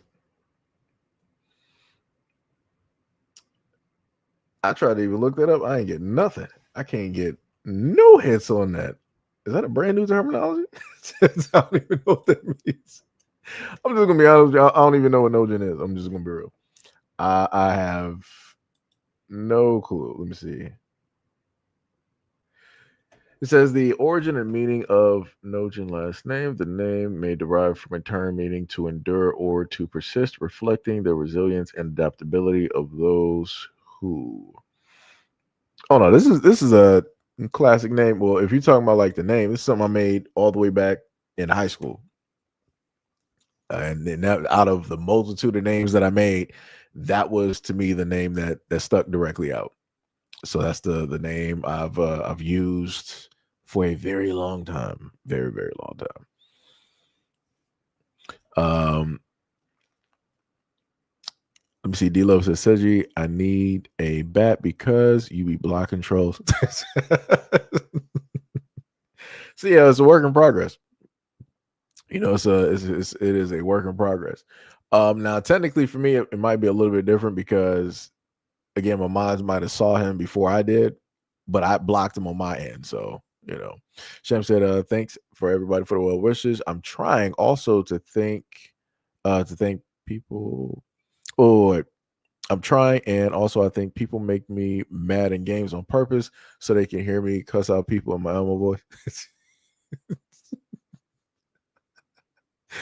It's hilarious. Because it's like, because the thing about it, the reason why it's funny is that when you hear Sham, and then but it's a difference though. You got normal Sham, and then you got Super Saiyan Sham, and that's like when Sham actually like gets mad, and then that voice just like disappears for like a brief second. It is like you can tell the difference. But then you also have, normal Sham, and then when she gets hyped on video games and stuff, it goes beyond. Like I said, it's funny. It's pretty funny. It's pretty funny. What was it? Tippy said, I heard it helps with the flu, among other things. Money said Minion, and yo, you got me on that. Hey, let me tell you, I'm just a simple black dude. Now, if you would have called me back in the time when I was doing Japanese class, I would have been able to get with you. I would have, been able to go back and forth just a little bit, just enough, to carry a conversation in Japanese.